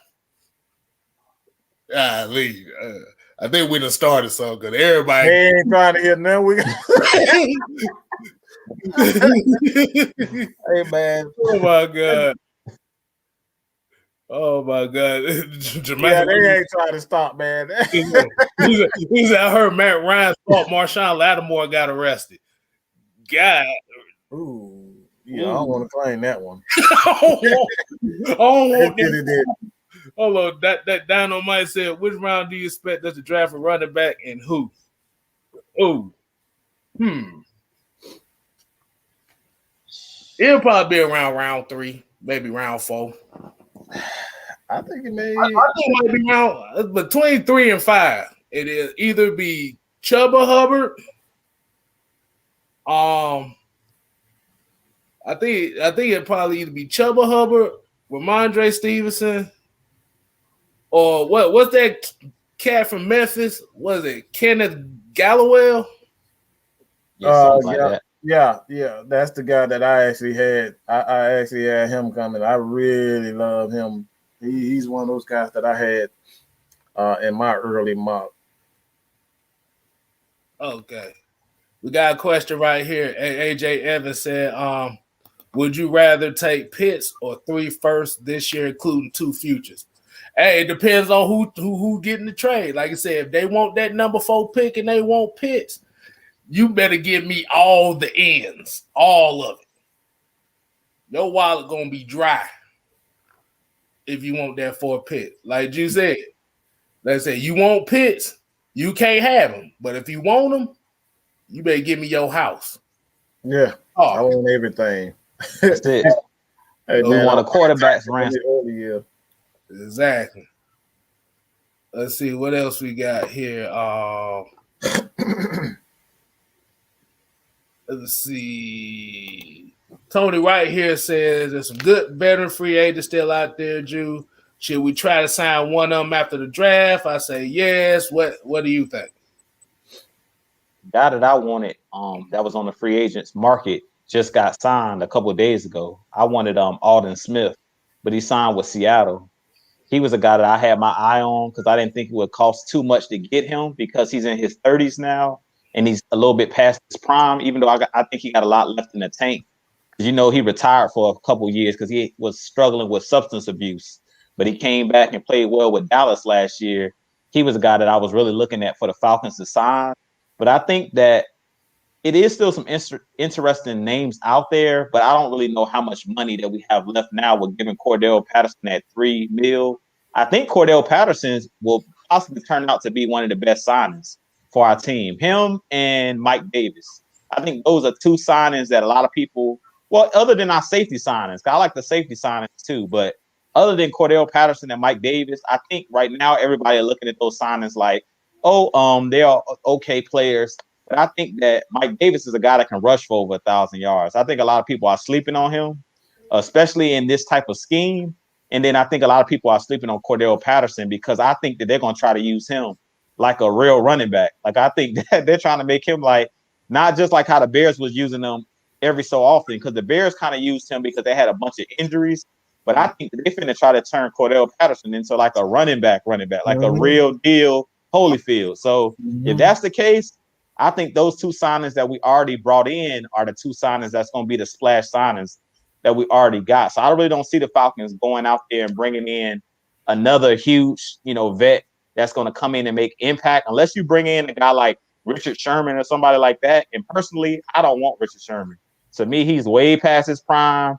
And I told you guys, I don't want no more old retread. Like, we done with that, man. And we ain't learned anything else. And I love me some Todd Gurley. I think Todd Gurley is a great person. I love like his interviews. If you watch his interviews, you could just tell that Todd Gurley is a cool dude.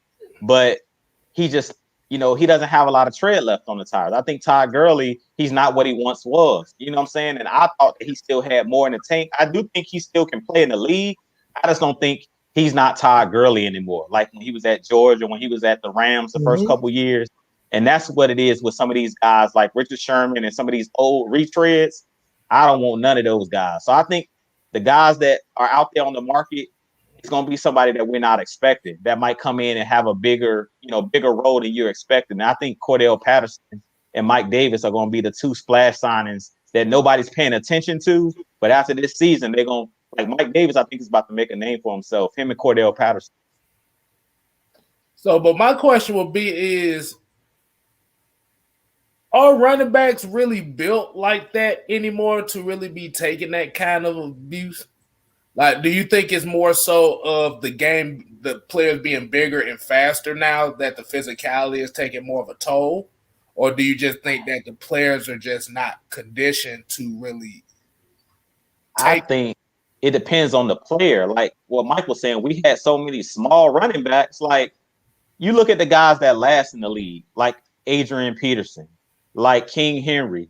Yeah, eventually those hits are going to take their toll on you. But if you a guy that's smaller, you better know how to get down. And that was something that Warrick Dunn understood. He understood that he needed to preserve his body, so he didn't take a lot of big hits. But I feel like the small running backs that we had, they didn't know how to protect themselves. Like if you look at Ito Smith and Devontae Freeman, them guys ran like with their hair on fire and they didn't protect themselves. So that part of that was their problem. Because you heard Warrick Dunn tried to work with, Devontae Freeman that was telling him, you can't take that punishment that King Henry takes. King Henry is built like, a Mack truck. He can take those hits. Mike Davis is built, sturdy. He can take that kind of punishment. But when you're a smaller guy, you barely 200 pounds, and then you don't know how to protect yourself and get down, you always fight for extra yardage, you're going to take those big hits. And I think that's really what cut down on these guys that we had's career. Like Devontae Freeman, Ito Smith, I really don't see those guys playing long in the league if they continue to play the same style. They have to change their style. They don't change their style, they're done. I'm glad you said that because this is a conversation that I had with a few of my friends. I don't think it's necessarily just the Falcons. I think that's the new wave of the NFL. And like Terrence was saying, a lot of these coaches are failing these players. They don't teach these guys to protect themselves. They just say, go out, make the splash play, look good, look cute, and be in the highlights. You can tell that that's what they're teaching them because they're not doing the like one thing when you look at Barry Sanders, like Barry Sanders is a perfect example of not taking a big hit. Barry Sanders is not going to let you get a big hit on him. He's going to juke you to get out of way or get out of bounds. You look at Emmitt Smith. Emmitt Smith, yeah, you know, he was very elusive. He didn't allow you to hit him. You look at guys like, you know, I say even with Mike Allstott, y'all probably think I'm crazy when I say Mike Allstott. Mike Allstott, what Mike Allstott was, he was a big physical guy, but when needed, that dude would try to juke you. He's not going to take on a hit unnecessarily. This is what these running backs are doing entirely too much because they're so worried about the art of the stiff arm is gone. The art of like getting out of the way to try to fight for another another yard. There comes a time that you have to truck somebody. You know what I'm saying? But when you're trying to do that consistently and you have the body structure of a Devontae Freeman and an Ito Smith, you shouldn't be doing that. Like even Saquon Barkley, I thought he got too cute. He trying to make all these big time, plays and all that type of stuff, trying to go for a home run every single play instead of just, juking or, like you were saying with Devontae Freeman, what Warwick Dunn was like, sometimes you got to live to fight another day and stop trying to make that home run play every single play and trying to knock over like Bull, run over guys that like 240 pounds. Sometimes you got to get out of the way. And that's what I see with Ito Smith. This is what I see with a lot of running backs today. They're so infatuated with, the big play. The art of the stiff arm is gone. Maurice Jones-Drew, he had a mean stiff arm. He wouldn't allow you to get too close to him. They don't use the stiff arm like they used to anymore. This is why these guys are getting hurt. You see them have concussions because they're not running away. They're not shying away and living to fight another day. It's okay to get a 5-yard, 10-yard gain and run out of bounds. You know what I'm saying? That's okay. That really is okay. Especially in the day and age when everybody's fans, sometimes you need to take that 5-yard run because the next play you can get a 30-yard run. You know what I'm saying? Stop trying to make the big play every single play and stop trying to run over guys. And that's the problem. The art of the stiff arm is gone. Jamal Anderson, Mike Turner, TJ Duckett, all these guys used to use the stiff arm. The art of the stiff arm is dead. It really is. Everybody using their legs now. They're not using their hands. The stiff arm is like the jab in boxing. You got to keep these guys at bay. Keep them at bay. Keep them at bay so they can't get their arms around you. That's what made Henry so good. It's not because he's so damn big as you can't get your arm because his damn arms are so freaking long. His arms is like, that dude like got the Kebe Mutombo arms too long. That dude got some long arms and you can't get into his body. That's the art of the stiff arm is gone, dog. And that's the mistake a lot of people make. Like what you were saying, Mike, is like when you watch King Henry, a lot of people think that King Henry going to try to run you over. But a lot of the times he will just run past you. If you think that he's trying to truck you, he'll just burn past you with speed because the people don't realize how fast he is. They think that he's just big. He's just going to try to truck me. A lot of the times, if he see that you're just trying to come for his legs, he'll just juke you or stiff arm you and just keep running. Like he's going to just try to turn it up. He's not going to try to run you over. Like he avoids trying to truck people, and he's the biggest running back in the game. But if you watch him, he uses the stiff arm the most out of pretty much any running back in the league. And most of the time, he avoids the contact. He'll just run right past you, run out of bounds. Like how many times have we see him stiff arm people, stiff arm Josh Norman, and just ran out of bounds? Yeah, he the biggest one, and everybody's like, why he run? Nobody questioned when he run out of bounds. That man is preserving himself. The art. That's why I said the stiff arm was designed to keep people away from you. Use it. Live to fight another day, bro. And all the great running backs used it, like you said. LaDainian Tomlinson, Priest Holmes. Mm-hmm. Like you said, Adrian Peterson, he used the stiff arm. Half the time he didn't need to use the stiff arm. Right, but he did. He stiff arm me and he gone for 30, 40, 50 yards. You know what I'm saying? Everybody, like you said, everybody's trying to, like you said, and this goes back to the media trying to push these players to make these big Sports Center type 10 juke plays and stuff. And like you said, you end up tearing your knees up. That's why motherfuckers be hitting them before their knees out. You ain't finna juke me. I'm finna knock your legs out. Mm-hmm. Yeah. You don't realize that you putting more pressure on your joints trying to juke somebody than stiff arm somebody. So, yeah, like you said, outside of Derrick Henry and Julio Jones, nobody else used the stiff arm. Mm-mm.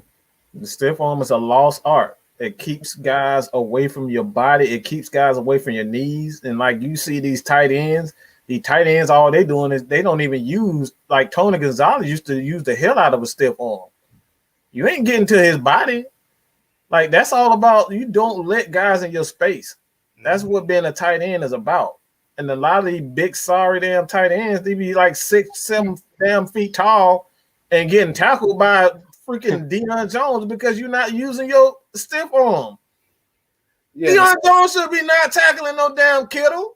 He shouldn't be tackling no big old guys. He should be, use your stiff arm as a big guy. Use your body. You see Gronkowski stiff arm your ass with the quickness. You're not getting the Gronkowski. Hell no. Gronkowski is another tight end that uses his stiff arm. You're not getting to Gronk. He will push your ass and keep pushing. Yeah, basically the stiff arm is basically the mid-range jump shot in basketball. Pretty much. It's extinct. That shit is gone. It's gone. Yeah, like you said, you look at basketball, don't nobody really shoot mid-range jump shots no more. That's one of the most safest, most high percentage shots you can shoot. But like I said, we can blame the media, we can blame social media because everybody is infatuated with the big play. They don't give, like you said, they don't give a damn about what it takes to get to that play. They want that big home run play right there. Hey, I want to interrupt y'all. Yes, ma'am. Since we're having a contest going on and everybody know that we are at 1K on AFN, I'm going to put it in the Facebook Atlanta Falcons Nation group and have all the comments for Matt Ryan voted on. And the one that gets the most votes, I think we're going to have a special prize for them. So y'all tune in for the next episode. We're going to let the fans decide who got the funniest comment. So, and we can keep this going. I like it. So, if you want to do it every other episode, where we do the most funniest Matt Ryan excuse post or whatever. Right. Definitely want to give out some surprises, for doing that. And, and it's Matt Ryan's fault that you already about to start. You already about Donald Trump hairline can't stay on his head. That's what I'm just Oh, Lord have mercy. Yeah, so y'all hear that now. It's Matt Ryan's fault. It's Matt Ryan's fault. Matt Ryan's fault that Mike love tacos, right? It's Matt Ryan's fault. It's Matt Ryan's fault that I'm fat. So whatever. So we go. So like I said, we can keep those up, and we'll do another one. Yeah, absolutely. We haven't decided how we're gonna do it, but it's all gonna depend on the flow of the chat and the people's watching. Because, like I said, at the end of the day, and we always say it, Atlanta Falcon Nation is not just us; it's y'all. And like I said, we flow off of y'all that's watching. Not gonna get that anywhere else, man. Exactly. We take the hell out of y'all. We love y'all, even when we tell y'all to shut the hell up. Exactly. Especially me. I just call y'all goofy ass motherfuckers. I don't say no, but at the end, like I said, at the end of the day, this is one of the few Falcon shows to where we actually are letting the people are actually part of the show. Absolutely, man. Wallace Smith says Matt Ryan's fault that Georgia Dome got blown up. Y'all want to go ahead and wind it down, man? Yeah, man. Let's go ahead and wind it down, man. Like I said, final thoughts or anything from either one of y'all. Like I said, we tell the people we appreciate tuning in. Like you said, you follow Mad Mike Sports, Mad Mike Network, Jew Talk Sports, Miss Maggie T, AFN, hey, just Kstlyz. Hey, we already hit 1K. We on the road to 2K. Mm-hmm. That actually sounds pretty fine. We already but we about to hit 2K. Hey. So hey, man, let me just say this. I gotta get this out.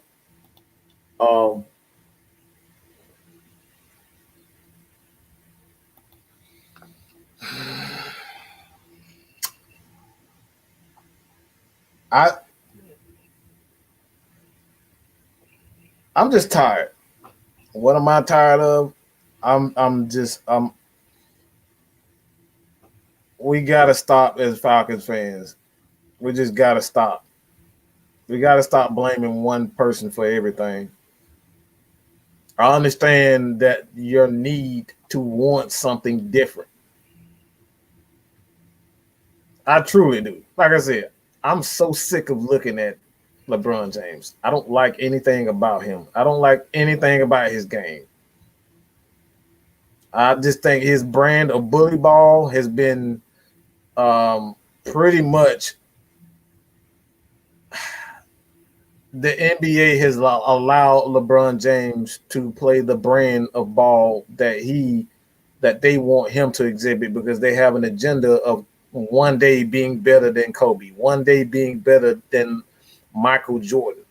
And you see other guys, that try to play that style of ball, they get called for fouls that LeBron James get. I mean, I've seen this dude literally flop on the damn ground when nobody even touch him, and you get a whistle. So it's almost like LeBron James is the Tom Brady of basketball. They have an agenda, and they're going to stick to that agenda as long as they possibly can. But we got to stop with this Matt Ryan's fault for every damn thing. And no, that ain't a cue for the get back to the jobs. But we got to stop blaming one person for this team's issues. The defense has sucked, and they continue to suck. The only player on this defense that you can really say that has always been consistent is Grady Jarrett. Even Deron Jones has been incredibly inconsistent. The only person on that defensive side of the ball that's been consistent, including the coaches, is Grady Jarrett. Grady Jarrett comes to play you see the fire in his eyes. You see the fire in his game. You know he's going to bring it. You don't have to worry about if Grady Jarrett is going to get to the quarterback, because he gets to the quarterback every single game. We got to worry about if Deron Jones is going to have an impact this game. We don't have to worry about that with Grady. But yet we say it's Matt Ryan's fault for every little thing. He should overcome all the obstacles because we labeled him, Matty Ice, Matty Clutch. He wouldn't have to come back if we hold the damn lead. You ever think about that? He wouldn't have to come back if you actually hold the damn lead. We've been in so many games where we've had the lead and the defense give it up. We scored 2 touchdowns in a row, and then the defense can't stop the team for the rest of the game. And then Matt Ryan got to try to make something happen because the defense can't do anything for the rest of the game. So at the end of the day, man, gotta stop blaming one person. This is a team effort. We sucked because of coaching, because of players, And because of ownership, there's a team effort while we suck. Not one person's fault. It's Arthur Blank's fault. It's Rich McKay's fault. It's Matt Ryan's fault. It's everyone's fault. We were 4-12. Now we got to fix that. So that's all I got to say about that. Well, it's only right that I end the show by saying it was Matt Ryan's fault that my whole family was sick last week. Everybody have any reason of Matt Ryan's fault. It was Matt Ryan's fault that I was under the weather. It's Matt Ryan's fault. Kevin got an eye infection. All right. Exactly. Exactly. With that being said, man, I just appreciate each and every one of you guys for continuing to tune in. I'm just still looking in the chat, man. All these Matt Ryan faults, man. This is gonna be a good concept. This some funny stuff, man. This is funny, man. I needed this laugh, but man, it's always it's always a good time on Friday night, madness. I really appreciate you guys. Like we said, AFN is not just about us, but Atlanta Falcons Nation is all of us. So we appreciate you guys. Look, we probably wouldn't even came up with this Matt Ryan's fault without you guys. So we appreciate you guys for giving us ideas, suggestions. We appreciate you guys. Like if you haven't already hit that subscribe button at Do Talk Sports, Atlanta Falcons Nation, Mad Mike Sports, KSTYLZ, just KSTYLZ, Twisted Torch TV. Hey, y'all go and definitely hit that like, subscribe button. Definitely hit that like button on this video. Hey, look, we got to keep the algorithm going. So y'all definitely hit that like, subscribe, leave your comments. Like we said, we might get on you guys, but it's all in fun. And with that being said, I'm gonna kick it back over to KSTYLZ.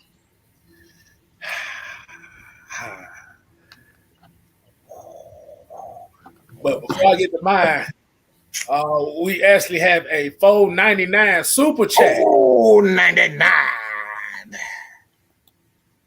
Mark Guy came with another one. He said, Jew Talk Sports, just KSTYLZ and Mad Mike. You guys are awesome. Rise up. We appreciate you, man. We definitely appreciate it, bro. All love, man.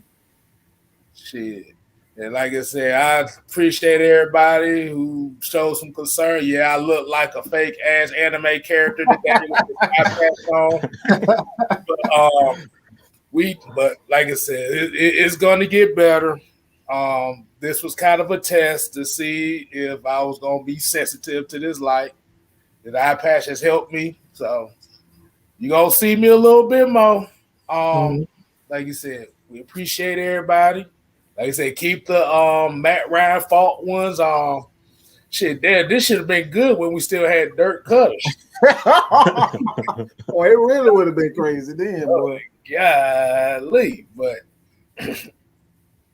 I'm gonna leave it like this. I really do want to get political on it, but I'm not gonna do it. Oh, because it's certain things that I do want to say. But I'm going to just save that for my channel. I'm going to say this. The Aaron Donald situation. Whoever came up with that lie, because ain't nobody finna be fighting no Aaron Donald. This dude is a cyborg. He is the definition of the Terminator.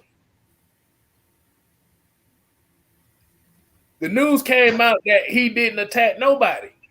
The dude that you saw that got stomped out was the guy that he saved from getting killed. Yeah, the dude that, a lie? Yeah. Wow. So somebody tried to secure a bag off of Aaron Donald. Yeah, that's why I was just looking down because they showed the surveillance video. He actually pulled some guys off of that dude getting stomped out. And you saw Aaron Donald and saw dollar signs, man. So like I said, as the professional athletes and as people that are kind of like social media influencers and people like, you have to be careful out here because people are desperate for money now more than ever. Mm-hmm. So everybody's looking for that come up as far as off of your name.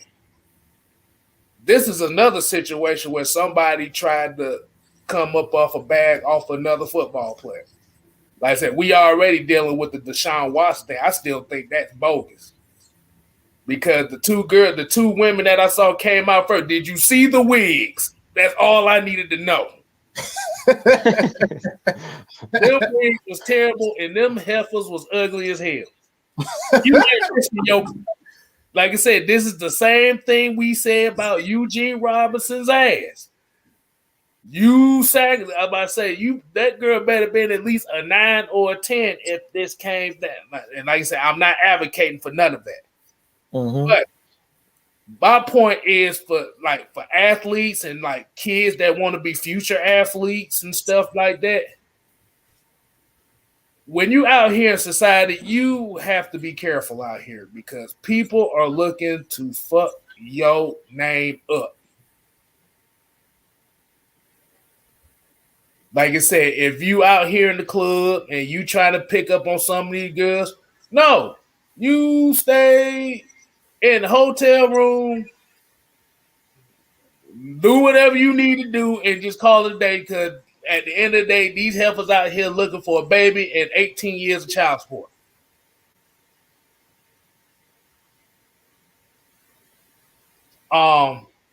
ATM, I didn't know that. They said one of the women in the Deshaun Watson case then dropped a lawsuit. That ain't surprising at all. But at the end of the day, like you said, and people that's in the media, especially young black athletes, just be careful out here, man. I'm just going to leave it at that. So. Well, with that being said, again, man, to kind of add and kind of end it at the same time, you know, it's not just athletes, man. You just got to watch your surroundings. Always pray to God that, you know, that he keep us safe, keep you. I'm always praying for all you guys, man. Like I said, man, this is like we take this seriously here at AFN, man.